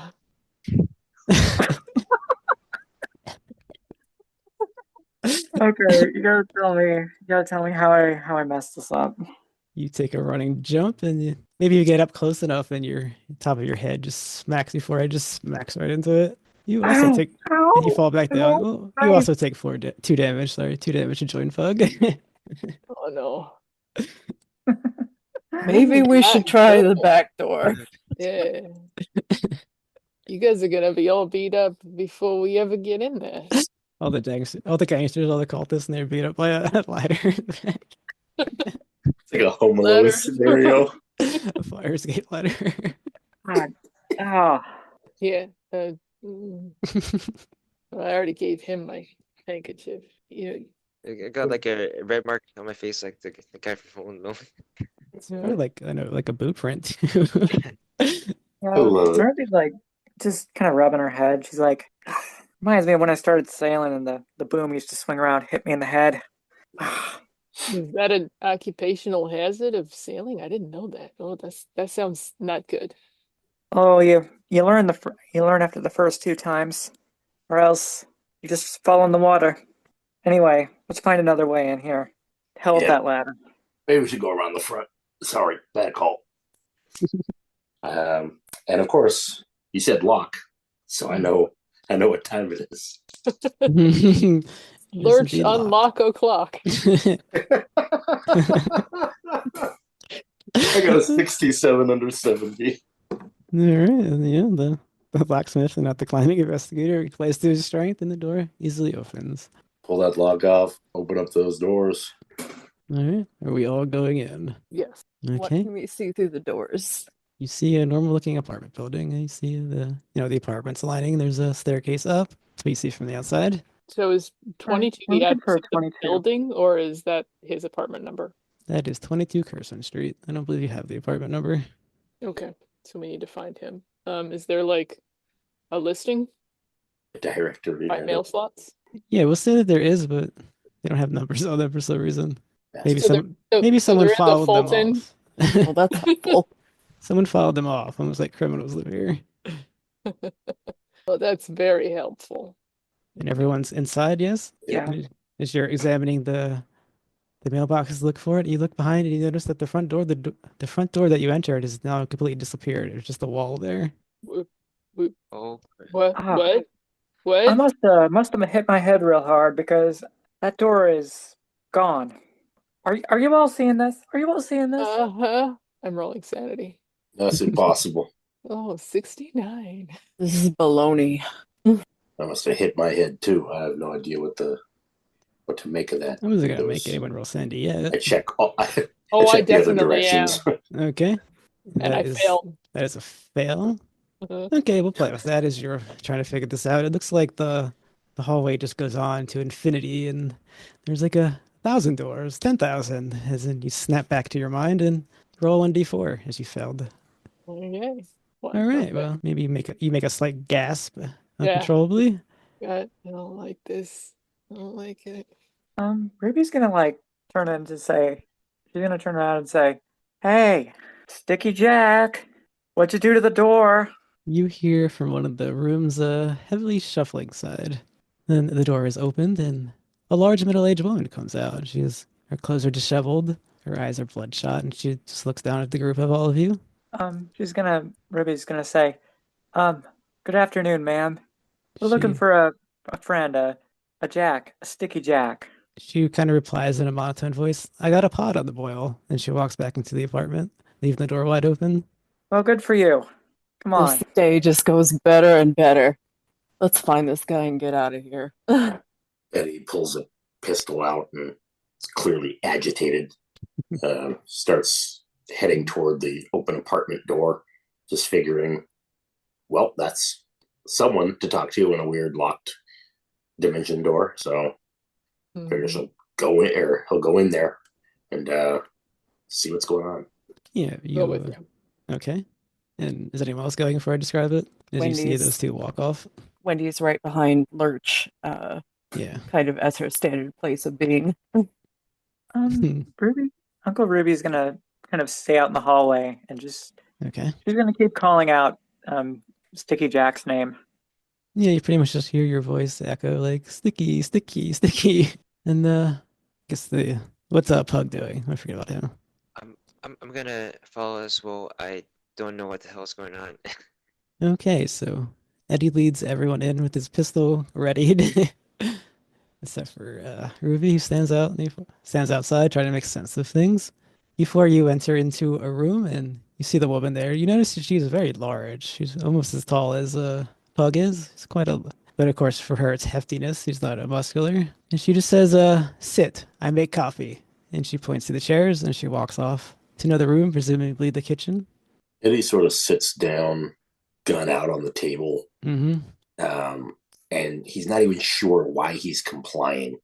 But I think that there's perhaps the confidence that she just kind of said, sit down, is maybe there's going to be some explanation here for what the hell that was.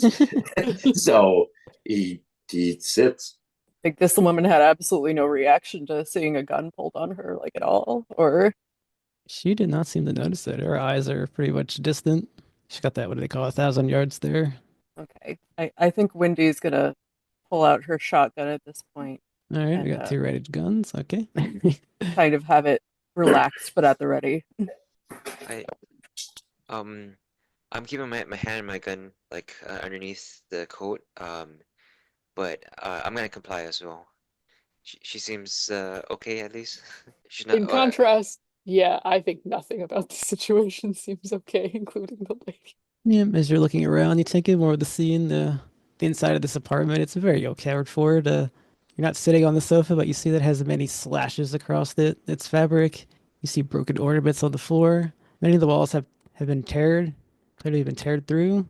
Excuse me, the wallpaper has been teared through. Someone's been scratching at them with their nails. And then a few minutes come by, you clattering in the kitchen.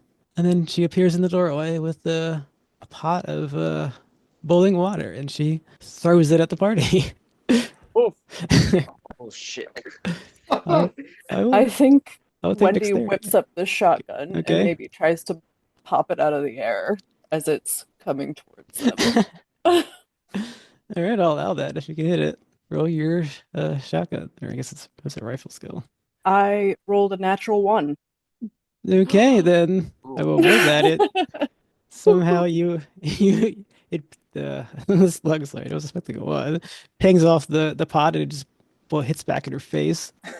So you don't have to make dexterity rolls. I guess you can roll it. You can roll though. It's gonna be a 1d4 if it hits you guys, so we'll make it a 1d4 for her. You can roll it. 1d4. Mm-hmm. Let me find my d4. No, we'll make it maybe 1d4 plus 2 because I hit her in the face. I got a 2. All right, she takes 4 damage and she screams out in agony. She does have a knife in her hand. Okay. Anybody want to help me out here? During the calamity, Uncle Ruby's gonna barge in. She has her Colt 1911 drawn in one hand, and she's just shouting, "Hey, hey, hey, hey, hey, hey, hey, hey, hey, hey, hey! The hell's going on?" Yep, and you see shoot that the crazy woman. large woman. This crazy bartender burn us. Pot of face, coffee. face's steam is going off of it. She's got a knife in her hand. But, Puck wants to try. So if I want to try to disarm her, is that a brawl? That would be, yes, your brawl. We call that a maneuver. You do it with your brawl. I need to see her stats. It involves the build as well. I'm gonna try to disarm her and like hold her arms back. So 60, Okay, she is build 1. What build are you? 2. Okay, so you have 1 advantage die. She is going to fight back. Okay, let me give it a try.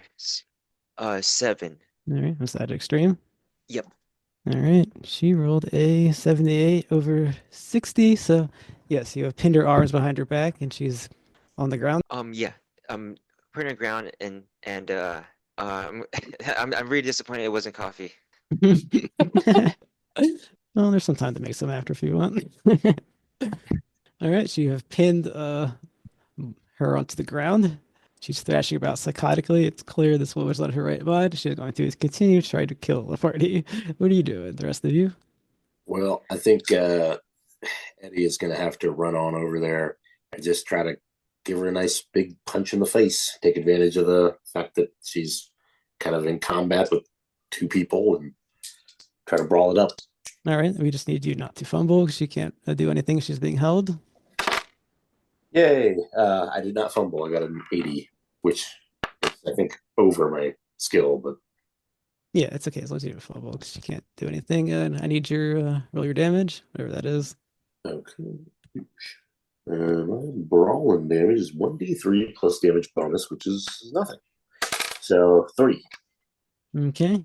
You see, you just ran your fist down on her rather large face, and she takes it. She's still moving. She's not out, keeper? Nope. Okay.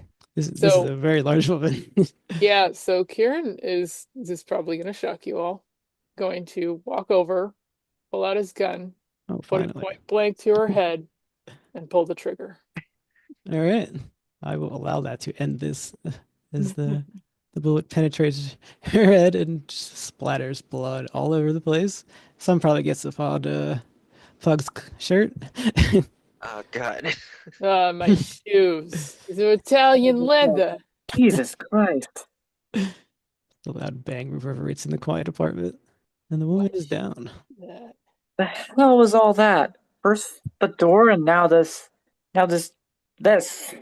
He just kind of gestures to the whole room and the dead woman, and the pot of water on the ground. Crazy. Does she look like an Arkham native, like a normal person? Apart from her being much larger than a normal woman, yeah, she is in every other way just a normal looking woman. Just randomly attacked us. I No, wonder what made those claw marks. Go ahead. Yeah, let's take a look. Do these look like they could, like I could have made these keepers? It's like, human scratching It's like over someone was time. scratching down with scratching down with their nails, yeah. He kind of like pantomime scratching. He's like, yeah, a person could have done this, I guess. It ain't an animal. You Places. gotta be crazy to do this. You know what I mean? You gotta be crazy. Did that greasy spoon fellow, did he send us to a madhouse? Not that he Plot knew. up plot I up mean, wallpaper? he was a little odd himself, but not like this. More like Um, I've been living on the streets too long type weird. Not, whatever this is. gonna ask her. She's seen Sticky Jack, but maybe we can find something in here. Are you going to look around the apartment? Yeah. Yeah. Yeah. Okay, we won't do rolls for this. We'll say when he goes into the bedroom, you can see that someone used all the makeup and various cooking sauces to draw on the walls. It's difficult to tell what she has drawn, but there are just a bunch of weird squiggly images, probably not unlike what you saw in that copy of the Greek scroll that you saw. Yeah, so that looks familiar to me. Yeah. And are you the one looking at this, Karen? Yeah, I It I seems definitely. like the images start to move on their own and they start twisting all around. For that, I would need a sanity roll. Seems as if they almost jump off the wall. I don't like this. Yeah, that's a failure too. In fact, that's a critical failure. I think it's only at 100, so you're lucky. Plus, it's only a one loss for this. You don't have to roll. You lost one sanity. Okie doke. Guess as you again gasp. Oh, I think I want to leave now. We need to find a door. And who wants to be in the kitchen? Who's looking at the kitchen? That was me. Okay, Ruby, you see there are stairs descending down into a cellar, and a terrible rotting smell is coming up from the stairs. Ah, oh God. Do you smell that? Do you smell that? Smells like 1,000 clams went down there to die. Honestly, kind of surprised I didn't smell it from out there in the hallway. I don't know what the fuck's going on here, but I need some. I don't even want answers. I want to get the hell out of here. I want to go back. I'll deal with old Eerie. I don't give a shit. Um, Secret doors. Someone trying to burn me with water. I don't. The fuck is this? What happened to the days you could stick a gun in someone's face and they back down? I don't know. Is there any light down the stairs, or is it all dark? It's all dark. Well, Uncle Ruby doesn't have any source of light, so she's not gonna go down there. Okay. She's gonna actually try to close the door if there is one. Yep, you close the door. It does little for the smell that is fully wafted up now, but you close the door. I think I'd rather not know what's down there. Yeah, but what are we gonna do? Go knock on every one of these doors? I mean, how many more people are gonna attack us? So we at least have this situation sort of under control. I hesitate to use that phrase, and no one else has come out, right? Gunshots, no one came over. Hmm. Well, let's make sure we can even get out of this apartment. Hope that door we went through didn't disappear behind us. And Uncle Ruby's gonna check and see if that happened. Yep, it's still out there leading to the. Everything looks like it was as you entered. Then she's gonna pop her head out. She's gonna like kind of sweep the hallway with her gun. Does she see anything? It's completely empty. Just a huge hallway with lots of doors and a stairway up. Guys, Yeah. in the bedroom, and the stuff all over the walls, and it was moving, and it looks like the scroll, and the scroll has been here. Okay, so where did the scroll go? I mean, I don't know. Do you think maybe Sticky figured out how to use the thing? Come on. I know, that sounds crazy. I'm sounding crazy, but the door disappeared. Do you understand? Okay, you know what? All right. If you were a fire escape on this building, where would you naturally be? Let's try to get there. Are there windows in this unit? Yep, there are windows with the curtains over them. All right, open the curtains. Okay, and everyone sees. It looks like you are almost like you are in outer space. You see the stars in the sky. Everything else is just blackness. What in the fuck? And for that, I will need everyone to make a sandy roll. Oh. As the outside has disappeared, it has reappeared with blackness. Just pinpricks of light. That must be the stars. What? Another 99. Every roll is like all the way up or all the way 53. down. I got a miss. At least I passed my sanity. I failed. Okay, if you failed, you take one sanity loss. If you succeeded, you don't take any. You hold it together. Drip, drip, drip. Nice. chipping away. But Arkham is gone, and that's what you see. Hey, I think we can go up these stairs. What are you looking at? What are you looking at? What's wrong? Uh, Can we search the area for any kind of portable light source? Like Guess that would be a a way luck to roll. You can make make a like a luck torch, roll. or is there potentially like a flashlight? We'll take a luck roll. Sure. We'll just let luck decide this answer. 66, and luck is 40. No, the apartment doesn't have any flashlights, and all the candles have been used up somehow, and this woman's mad in her madness. does it look, from what we've seen now that we've kind of seen the whole space, does it look like she was the only occupant, most likely? You Of have this not particular? you have not heard a single thing other than her. No, I just mean like, does it look like there was someone else living here? Is there any signs of a man, for Oh yes, example? there's definitely I guess if you were in the bedroom, there's men's clothes in there. Well, there was some men's stuff in the bedroom. Do you And think maybe a rotting smell. rotting smell? Oh, yeah, I guess I smell something. All right. Do we need to check that out then? I think we need to go to the clam basement. But Yeah, Okay, so sounds like you want to actually check out the basement. Who's going down? I am. I want to get out of here. All right, Keiran is going down. Is anyone going with him? oh, I'm definitely going down. But I if I remember correctly, the answer was no on a flashlight, right? Yeah. Nothing. Okay, so I guess we go down there with no light source. I feel around for a switch. All right. Does anybody have a pocket with a matchbook in it? Can I give like a try? Like maybe see if I had Yeah, go Um, ahead. like a snack. Uncle You Ruby roll just smoked, I'm gonna so say, she does would one of you have smoke? matches. Yeah, if you smoke, you can have a match. You can just hand him one, I guess, if you're not going down. okay. Yep. I I'm gonna stay up here. Why don't you take this matchbook I got? Find Thank something to you. light down there. I think Pug is going to stay near the stairs with his shotgun out. Because I'm not mentally stable, and also I'm not sure we can find a way out. Okay. Your match is not going to illuminate the basement from the top, though. Just the match.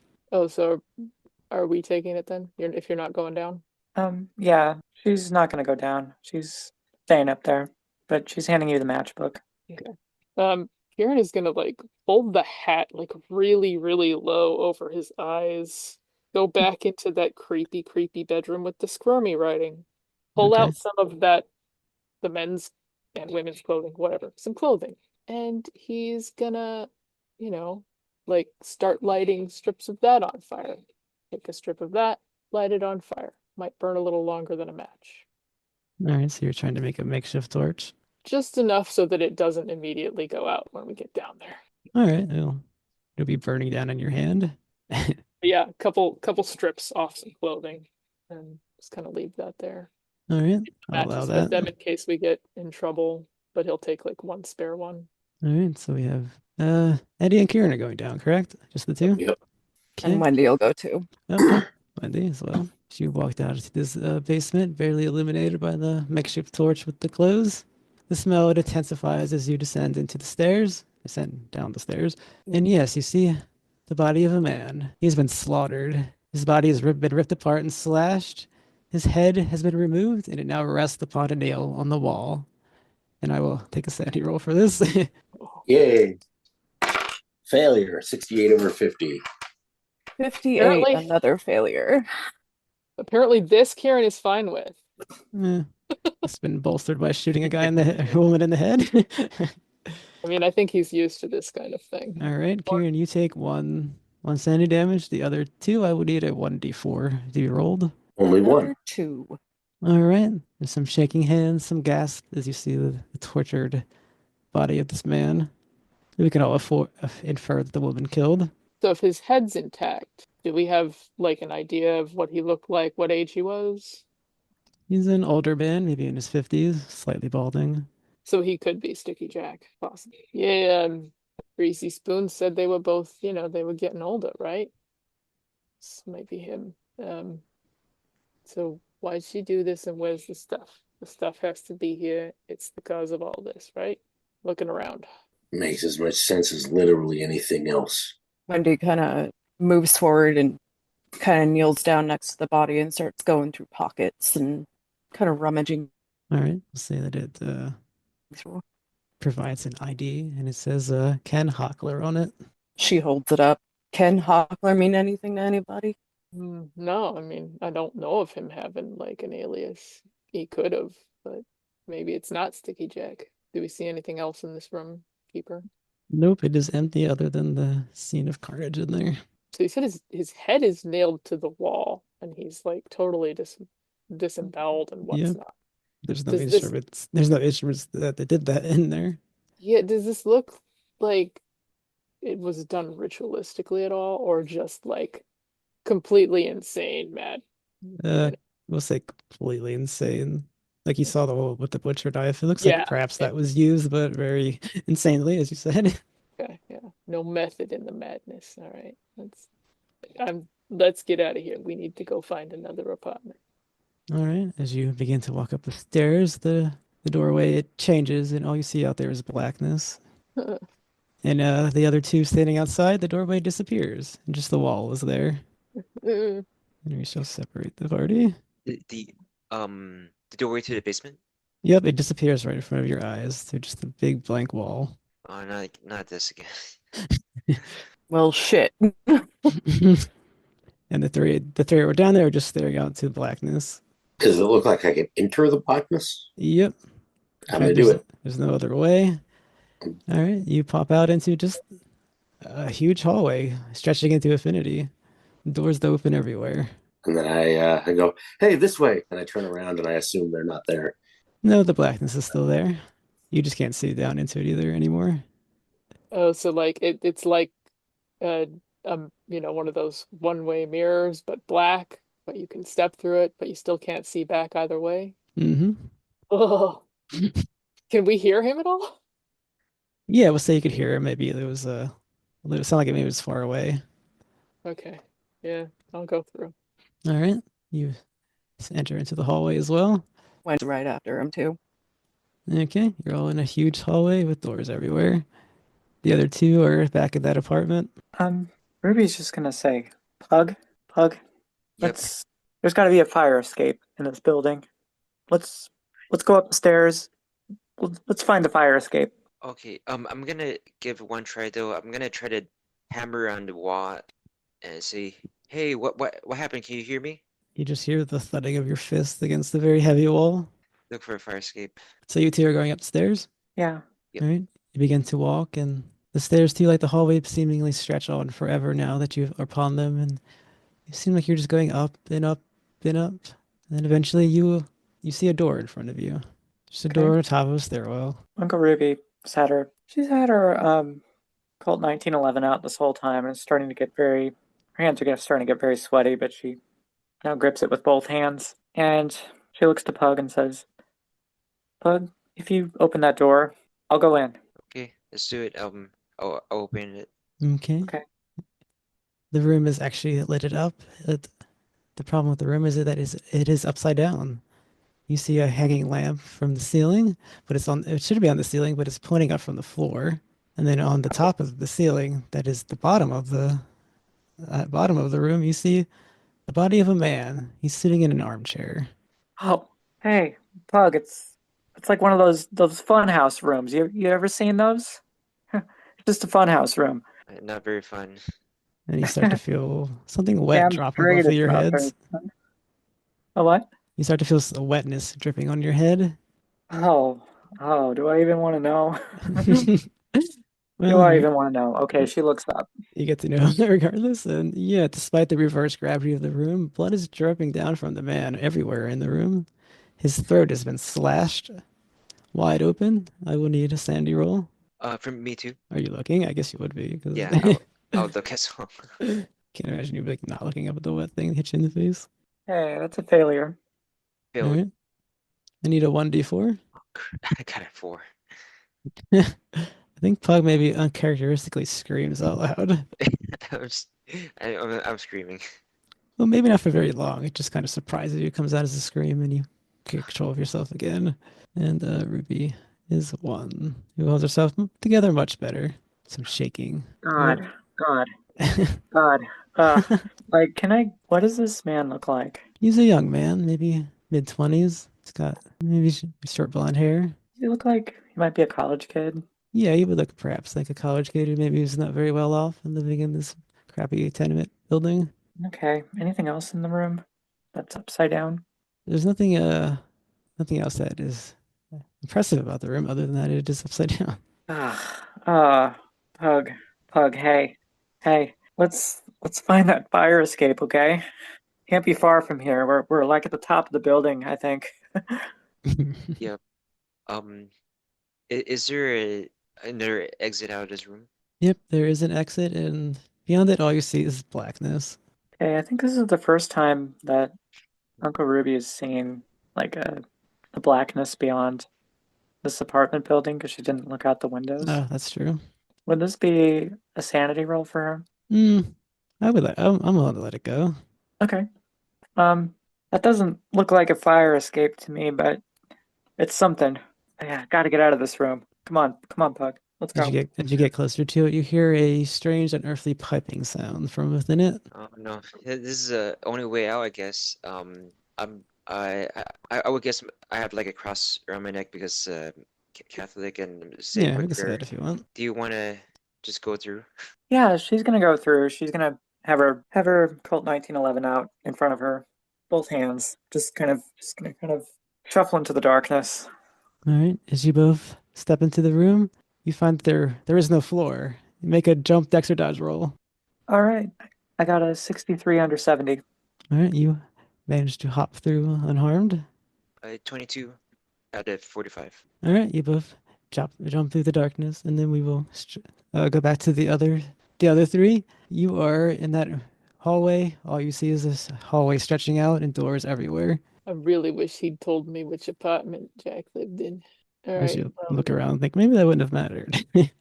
Here's what I think. Doors are not to be trusted. Yeah, but what other choice do we have here? No, I mean like what I'm saying is maybe we going through a door, we hold hands. I don't want to lose any more of you. Yeah, I could tolerate that. It's kind of strange, right? You think about it, scratching at the wallpaper, right? Maybe somebody was looking for doors. When we went in the apartment, the door was left open. It's like they knew. It's like they knew what would happen if they closed it. Like there'd be nothing. What was on the other side wouldn't be the same. We got to keep opening doors. Maybe one of them leads out of here. Yeah. And Eddie will walk over to one of the doors and just bang on it as hard as he can. Gun out. Open up. There's no reply. Kicks the door. All right, the room is lit up, and inside you see that there was a young family, maybe late 20, early 30s, with their children. There's a ceiling rafter, and they're hanging by it from their ropes from their neck, and they're gently swaying, and they're all dead. Please make a sanity roll. Yeah, I will. God damn. Oh, 87. That's a big failure. All right, Eddie, please roll me a 1d4. 51. Okay, I got a 4. Yeah. Lost it. I've lost 5 sanity now. All right, your gun is dropped to the floor, and one bullet goes off out of the chamber as it hits the ground. I think. Well, I mean, I'm probably not. I'm probably not really in the mood to be thinking. I'm probably just. Oh God, no! Jesus Christ!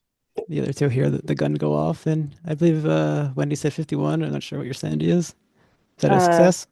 It is not. And Okay. I rolled a 2 on my d4. All right. And you jump loudly as everything kind of happens at once. You look up and he drops his gun and you hear bang. I go rushing into the room. I failed as well. All right. 1d4 I'll be from the you. kids, because I don't think otherwise it would bother him. Oh, hey. All right. I was make it simple. You make a little jump as well. Is everybody just dead? Yep. There is a mother, I guess a mother and a father, and their 2 young children. A girl and a boy just hanging from their necks from the ceiling rafter. There's no sign of why this happened to them, and their bodies are just gently swaying back and forth. Well, Maybe not this door. We should maybe keep moving. I'm yeah. being punished. God thinks I'm looking away. He thinks I went into that other church and I walked into the clutches of the devil. I was told he worked in a subversive manner, but I don't know how I got here. I don't know. I didn't do that bad of things, right? I don't deserve this. Who would make a place like this? Kieran's like looking at you with his It's head got to be the slightly work of the. tilted and just blinking and like, huh? I repent. Lord, save me. Please have mercy on my soul. Shakes his head. Wendy's just kind of staring at the bodies, and she kind of goes, "All right, let's be sensible about this." So that preacher guy, he said that he deals in hope. So is that some kind of a clue? Do we need to? What do we do here? What? I, this has got to be connected, right? Okay, let's assume it is. All of it's connected. He's the one who wanted the items that had squiggly drawings like that in that creepy room, right? All connected. He wanted the items. His people seem weird but okay, I guess. You guys gotta fill me in here. No, it was super creepy. It was the dude said he didn't get the items though, remember? No, Uh, yeah, that's not what I'm saying. What I'm saying is he wanted the items. yeah, the book. I pull out the little pamphlet. Ruby read it, but Oh, yeah, we okay. found this in this apartment. I can't make heads or tails of it. Let me take a look. I'll take a look. Kieran Nice. flips through this book. I think I'm like first just flipping through. I'm gonna see if there's stuff in here that looks like stuff that I saw from the scroll. Does it seem like there's connections here, Keeper? Actually, the book has only words in it. And you flip through it and you see, I guess like if before you see like God at the center of all things and how the cosmos is one, that sort of thing. See. Well, I mean, that sounds kind of like a little bit of the translation, but this is not helpful. I don't think that there's any clues from this guy. I don't think he's trying to actually save us from anything. It wasn't until I heard about him that any of this started happening. We went into his church now suddenly. No, there's a way that he speaks. It gets into your mind, right? I must be going crazy. I'm losing my marbles. Yeah, It's, but what I'm saying is, the gal, she looked the guy up before she went to see him. She was still willing to go to see him, so I assumed that, you know, his parishioners weren't out doing mass suicides, and I gesture to the room. So what's this hope thing? You know, maybe we should do more of that. Maybe it will point us in a direction. I don't know. I'm not sure I believe in God, period, Eddie, but whatever God did this kind of stuff, I don't want anything to do with. You said that that Greek professor guy had been going on about how that nonsense thing, that scroll, it kept talking about portals. What's a Yeah, door but a portal?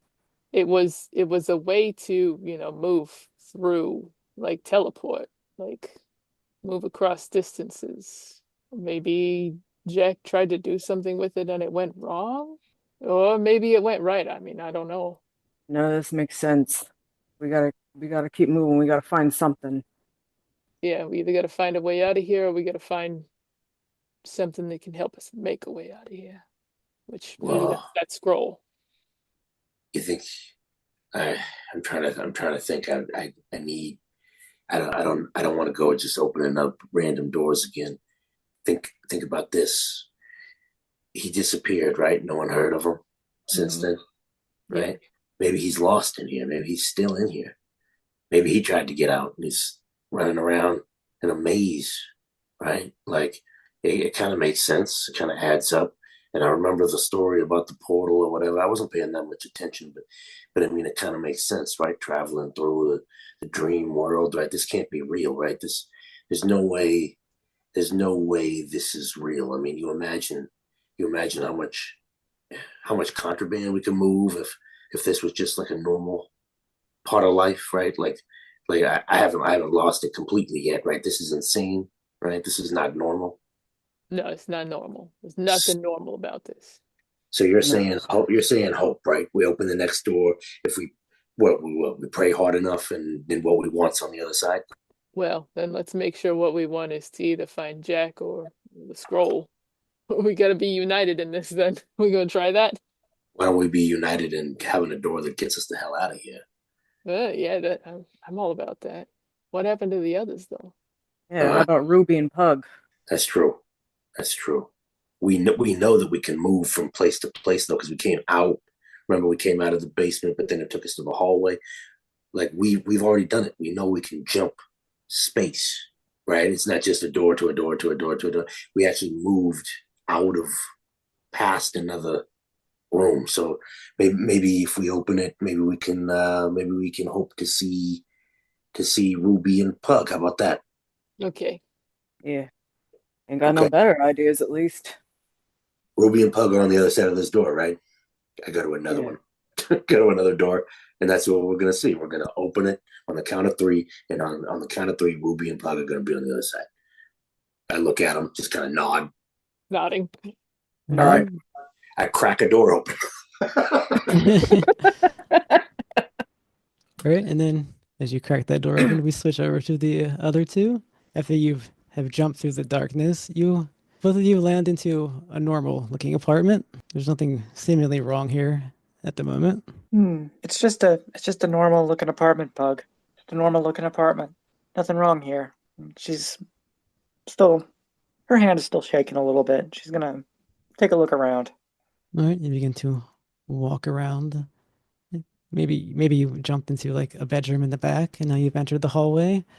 As you walk through that, you hear somewhere in the main room, you hear like a loud sucking, maybe squelching sound, perhaps. Okay. Guns out. She's gonna see what it is.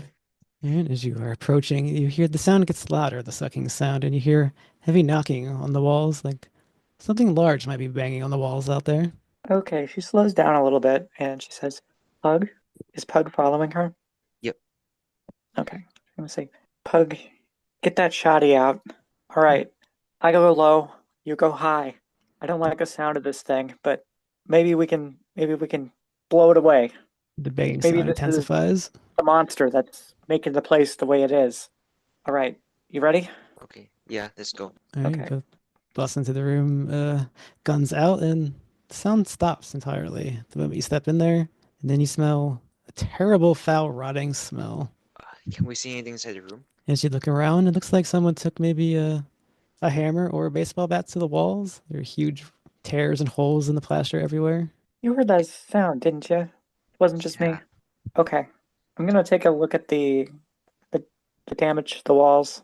Right, as you look, the sound comes back, and you hear a huge, loud, booming sound hit the wall, and the plaster flies off over your heads. And the sucking Ah, and squelching sound return as you react to this. she's gonna take a shot You fire at the off, ceiling. and nothing seems to happen.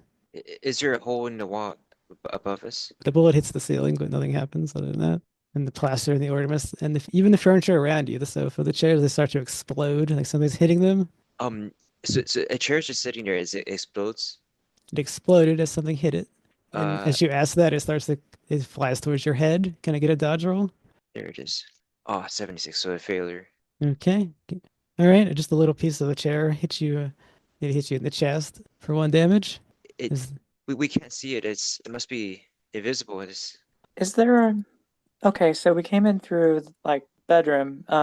Is there another way out of here? There is you're basically in the living room, so yeah, there would be a way to a door that if it's a normal apartment would go back out into the hallway. But who knows here? All right. Ruby's gonna make a run for the other door then. The one that might lead out to a hallway. Might not. Me too.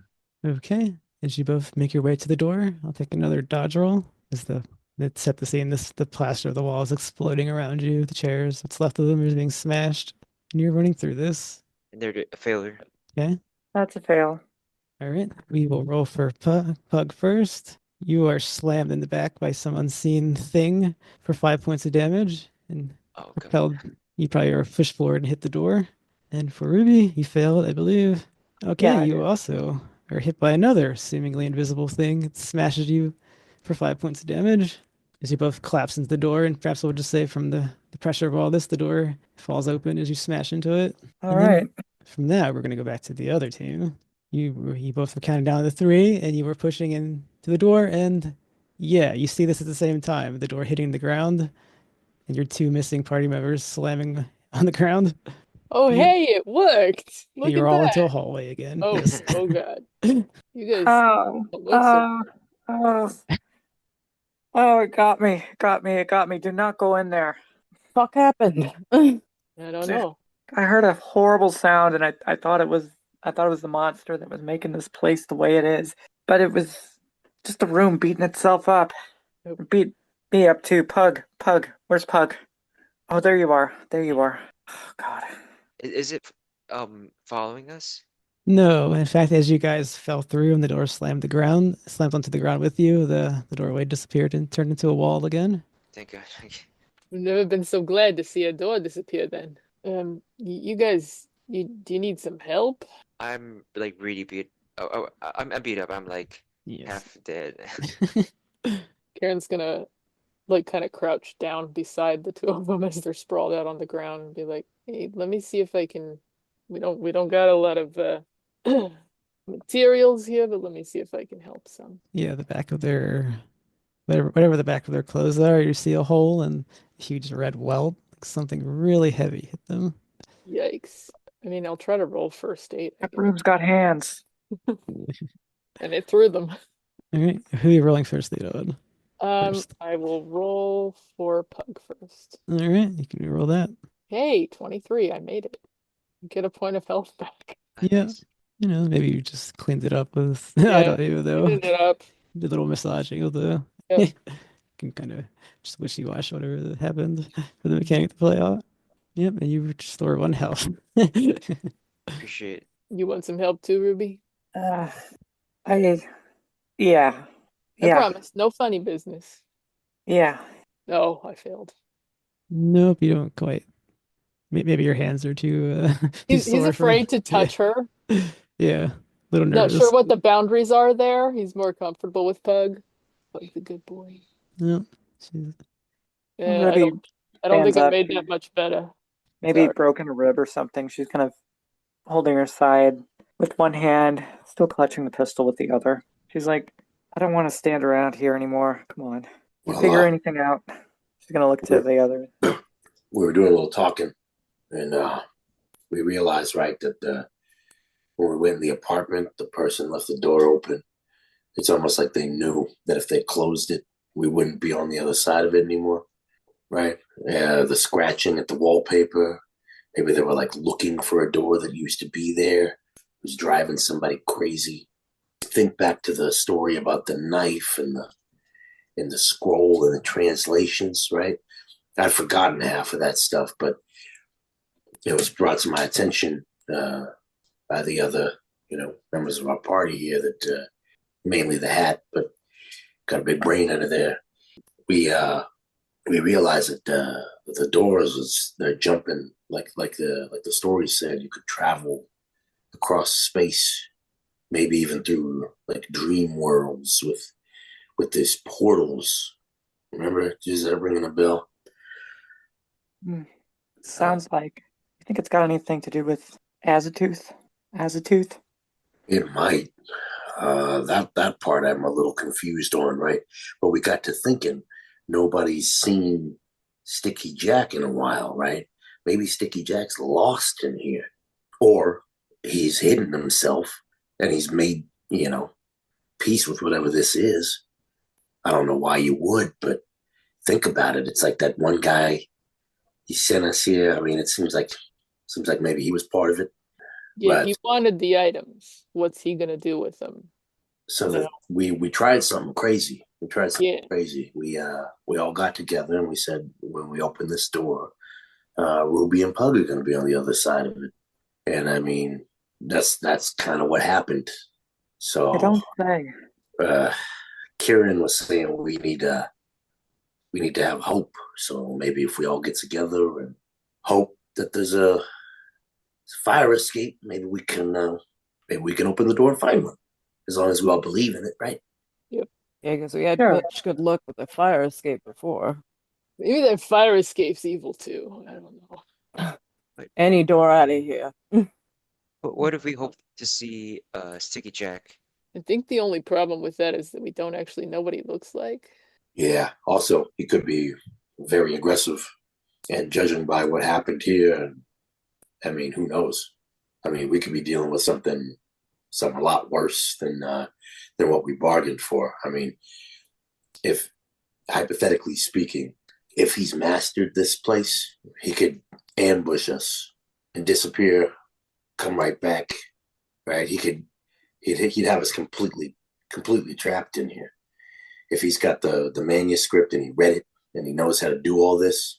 Yeah, that's Mm. fair. I mean, I can't imagine from, you know, what I've heard about the guy that he'd do that unless he was completely out of his mind, but we've already met people who are completely out of their mind today, so yeah. He's the only one who's got the knife and who's got the translation. Mm-hmm. Well, how about this for a thought? How about next door we decide we want to go through? We think about it bringing us, you know, showing us the way forward that we can eventually get out of here. Maybe that shows us a door so we can leave. Maybe that shows us Jack. One of those two things got to be the way, right? Hmm. We hope for exit. Yeah, I've been hoping for an exit. Maybe if all of us think about an exit together, All right. this I'm place definitely will about it. oblige. Yep. All right, All as right. you stand in the hallway, all the doors disappear except for one down at the very end on one end and one all the way down at the end on the other end. Oh, that's how it's gonna be. I don't like the idea of splitting up again. Hell Yeah, no. we're going together. All right, Hands on shoulders, eh? we'll just call them north and south. Which one do you want? I'm a sailor. I say we go north. Follow the true north. Yeah, North Right. Star, right, Ruby? Good as any. All right, as you Sounds fair to me. make your way down through the eerily quiet hallway to the magically appearing door, seemingly from out of nowhere, you get closer and closer to it. Do you open it? You do feel a sudden feeling of dread. Think happy thoughts. Crack it open. Okay, and you are all looking into this room, and it is lit up very well. Inside of this room, you see an enormously huge bulbous thing. It's filling the entire space of the apartment. Everything is smashed inside under its bulk. It has pale, flaky skin, and as it moves around, the flakiness of the skin peels off of it and falls into the ground, causing it to bleed out everywhere with bright yellow red, vicious liquid bleeding everywhere from its weeping sores. And then from this, as you look at it, you hear a very loud piping sound. And before you can do anything, you must make your sanity roll. I haven't made one yet today. 29. I pass. Okay. Yep, I failed that one too. Oh wait, Alrighty. I did. I was okay with the dead guy. Not okay with this. Okay, that's a fail from me. Good. That's a lot of fails. Appropriately, I fail. Okay, let's do this one at a time. Ruby, you said you failed, correct? Yes. Make a 1d10. 1d10. Yes, Oh, that's why we're doing it. One at a time. 6. D10. Yes. Okay. I need an intelligence roll from you if you understand the horror. Okay. Oh no. The heart of the crowd. You understand it very well. I must roll a d10 for you. Ready? I need to DM you. Eddie Lurch Kelly, you said you failed as well. yes, indeed. Okay. Roll your sanity. 1d10, excuse me. All right. Treat me well, D10. I got a 9. A 9. I need an intelligence roll from you. 91 over 60. That's a failure, right? Yeah. Yay! All right. Okay, you are not insane. Nice. Okay, so you managed to avoid that. Keiran, I think you said you passed. No, I failed. Oh, you failed as well. Yes. Jeez. Okay, roll a 1d10. 5. Okay, you are very shaken by this. Maybe you fall backwards and your hat falls off. But So otherwise, Keiran, yeah. I think that has passed my daily amount though. Oh, that's your daily value. Yes. Okay, so yes, you 'Cause fall I am at- backwards. Yeah. Your hat falls off, and I must roll a d10 for you. Oh my god. So you are definitely insane for the rest of the scenario. Uh-huh.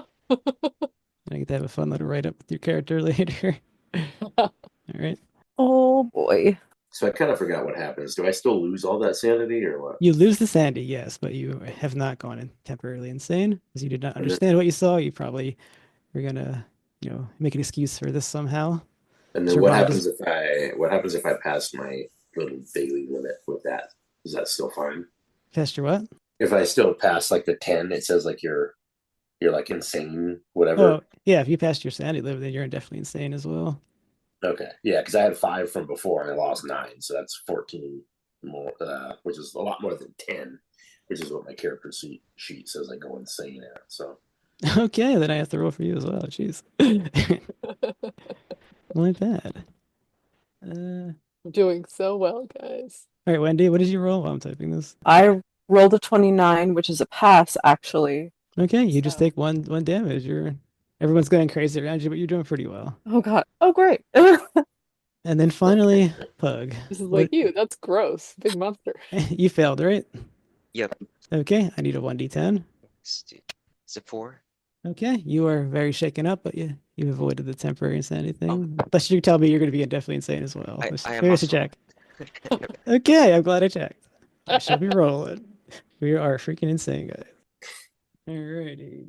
All right. All the DMs went out to keep the phobias insane. You can just work them into your role playing if it comes up.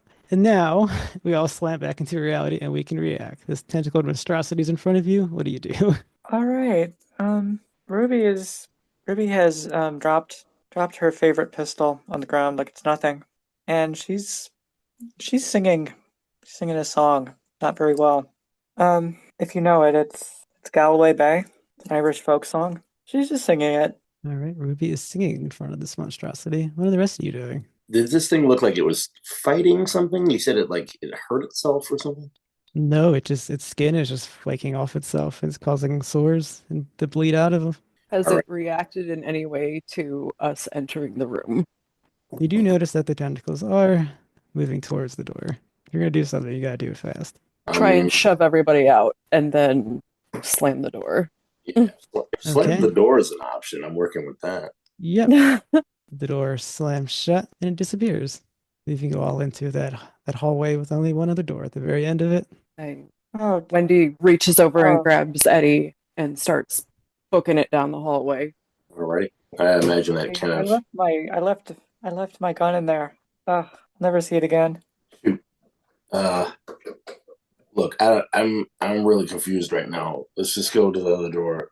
Yeah, by the way, while you were all doing that, I think the very first reaction Keiran had was to grab his hat and run in the other direction. You know, like he has booked it past you towards that other door. Like, oh my God, oh my God, oh my God, oh my God, oh my God. He's done. He's gone.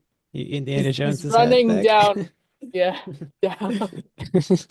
All right. Fair Really enough. have to tell Okay. him Following. twice You to get out notice of that her arms are like hanging down her side, like they're almost dead weight. And she's just kind of muttering about her gun, and then she starts breaking into song again. She's just she looks really strung out. All right, you are all at the door. You may open it or not. I think Eddie will approach the door, but instead of just going to open it, he'll pull out his lock picks and he'll just be like, whenever I pick a lock and whenever I'm working with doors and I want to know where I'm gonna go, this is what I'm doing. And even if it's unnecessary, I just like go through the motions of Mhm.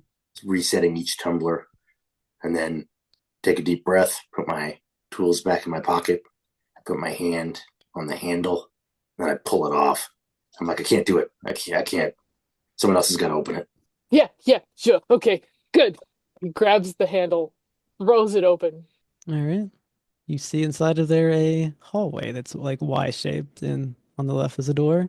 On the right is another door. Wendy starts hustling people into the hallway. Like, we gotta get out of this place. All right. Wendy Sure, yeah, starts shoving the we gotta party get out in. of this place. All right, and once again, the door behind you disappears. And you're in this Y-shaped hallway.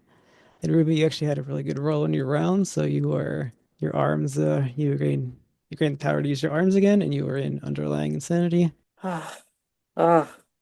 She kind of like shakes her arms and she says, that thing stole my goddamn gun. I'll never forgive it for that. We got some bigger things to worry about right now, Ruby.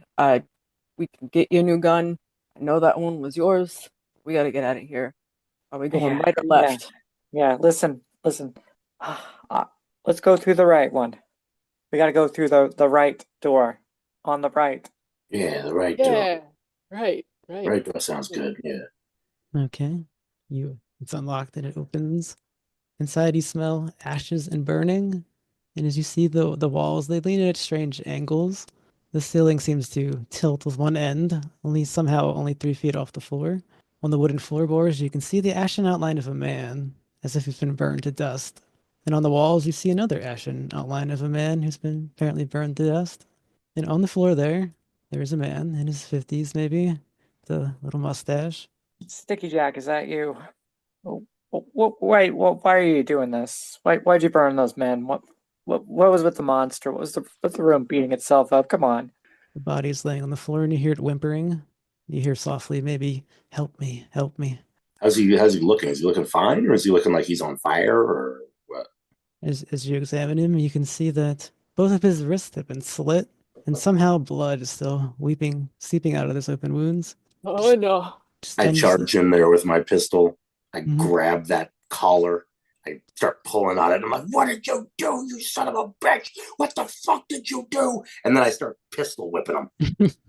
His voice is just so weak, you can barely make out the help me and stop. Wendy runs up behind Lurch and she kind of grabs his shoulder and like gives him a little bit of a shake. She's like, hey, we need him.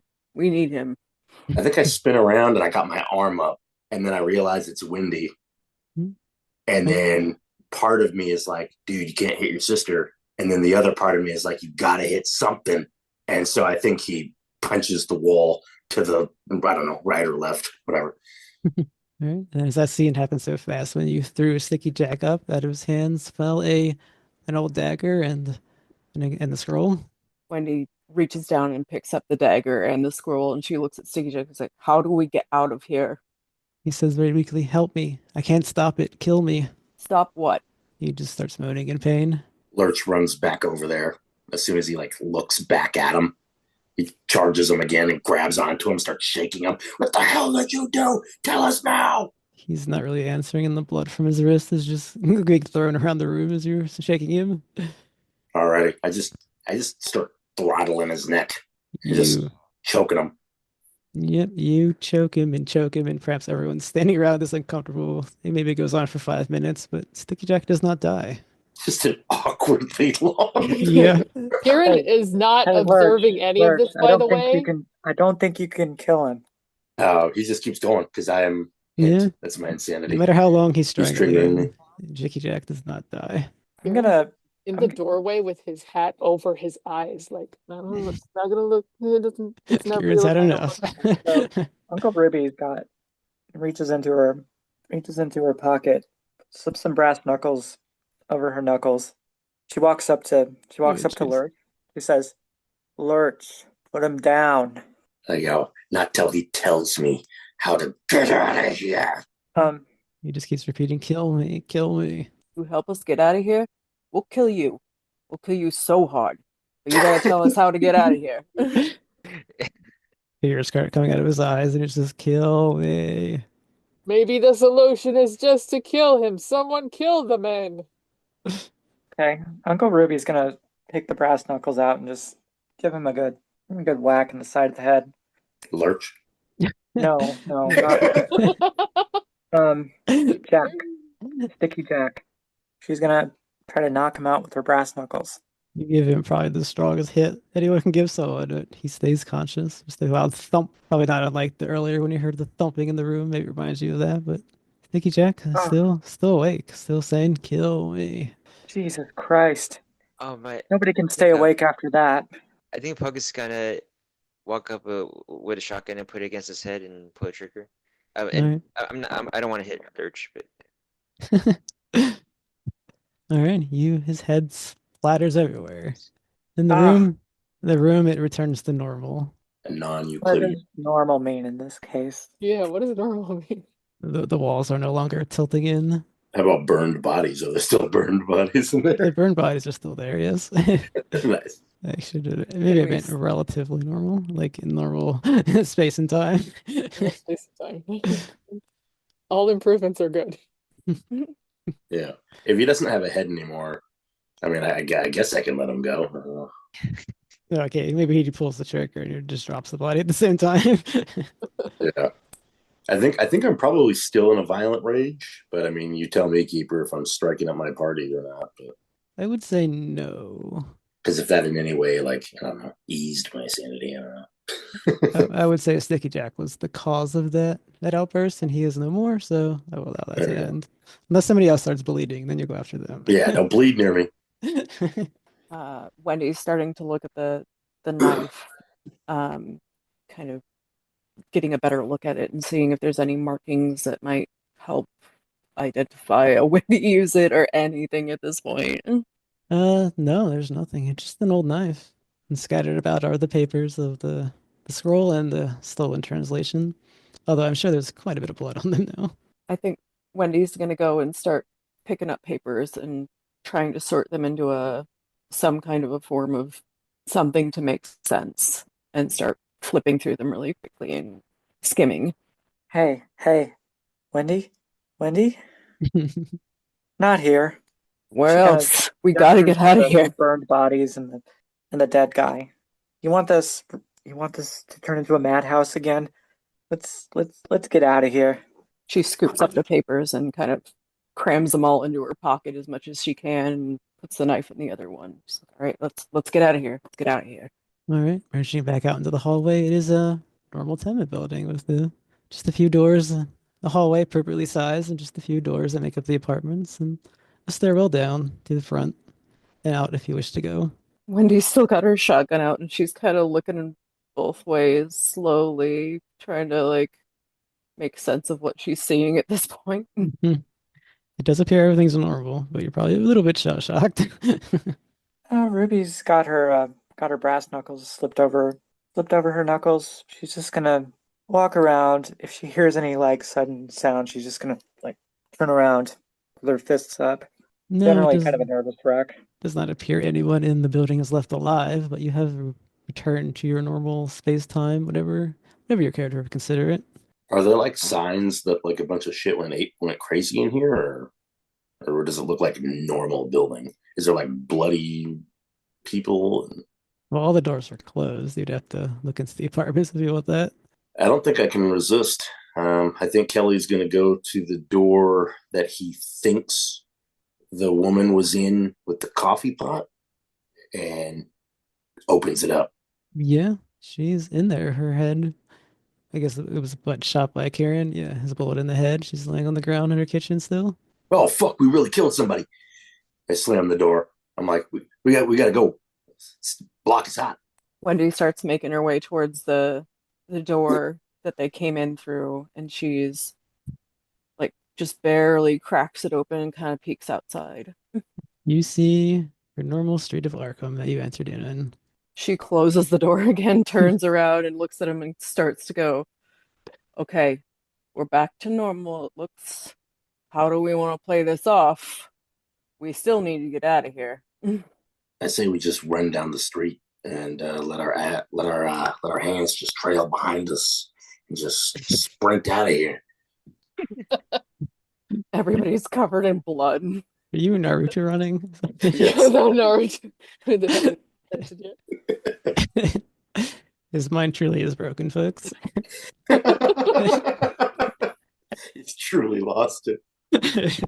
You notice that Kieran is staying away from both of the Kelly twins because by far they are the most covered in blood people here. Well, and maybe Pug. He's like against the opposite wall of the hallway, and he's still got his hat pushed down over his eyes, and he's like, "Can't with the blood. I can't. Nope." Mm-mm. Ruby is going to. She's not really going to say anything to the others. She's gonna walk back to her boat. Okay. Ruby walks off. And I mean, we're definitely not giving it to the church guy, right? No, There's no Sounds chance. like a pretty solid nope. I don't want any more of that. No, he sounds like he wants to go there and have fun, and I don't want any part of that. No, I think maybe we split these up. Maybe we make a accidental donation back to the museum with the knife, and then we can turn some of the rest of it into the hammer. See if maybe that's enough. Let him know that Sticky Jack ain't gonna be making no payments. You all agree with that plan, or? Well, I personally am thinking of other ideas. I don't think Lurch is in the position to suggest anything intelligent right now. I think we give the shit to Mordecai and we tell him it's trash. And we give him the $200 because I don't want any part of this and I don't want him mad at me. But I'm just done with this. The church guy can't have him. And I think that we tell him that if he wants some more money, he can turn that into some dollars. We didn't find anything on Sticky because he didn't ever give it to whoever it was gonna go to. And we had to kill him because he was crazy. Maybe we burn the rest of this, eh? But the building? No, not the papers. I mean, we can burn the translation. I want to burn it. We can just give him money and All right, so it's the plan to burn the 2 papers. You guys want to burn the scroll? Because Mordecai can't read Greek, I can tell you that, I'm sure. He's Irish, not Greek. To be fair, I can't read it neither, but somebody might, and I don't know that we need another experience with that. Okay, I- that's fair. I don't want to deal with that. Not gonna fight you. I don't want to have to like run looking over my shoulder, thinking Nails is gonna come and nail me to the wall. Like the head, And that other guy. All right. Yeah, let's just set it on fire. Okay. Wendy takes the papers and she goes into the apartment building and she with the lady that they shot earlier and she kind of makes a makeshift fire in the stove with the crumpled up papers. all right, and they burn away. I think Lurch starts taking his like bloodied up suit and like also puts it in there, and then like takes some of the clothes to like switch Yeah. into, Okay. and then as they kind of watch the stuff burn, I think he'll look at Wendy and just be like, the church guy's always loaded. Maybe we could get O'Leary, tell him what we found over there, and maybe we can go. He can get his payment that way. I like that idea. I think that might not be a bad one. As long as nobody's got these, I think we'll be okay. What about a knife? I mean, by itself, it's fine, right? It's worthless. Yeah, I guess so. Maybe we could return it to the museum for. I don't know if they'll pay us. Oh, we could throw it in the river. Yeah. Oh, we can That's give it. that to O'Leary. I mean, we got to give him something. You Okay. forget, we're all in trouble. Yeah. Yeah. That's what Sticky Jack tried to attack us with. We could That's tell him that. Yeah, there you go. Couldn't find anything else. And he's dead. Yeah. And we Yeah. found $200 and we think that the church guy was going to pay for this stuff. We can go get some money from the church guy. Should we burn this whole place down? Is there anything that could potentially connect us to this? I mean, the only person who knew we were coming here is Greasy Spoon, apparently, right? Yeah. Yeah, he knew. The thing He's is, not exactly upstanding citizen.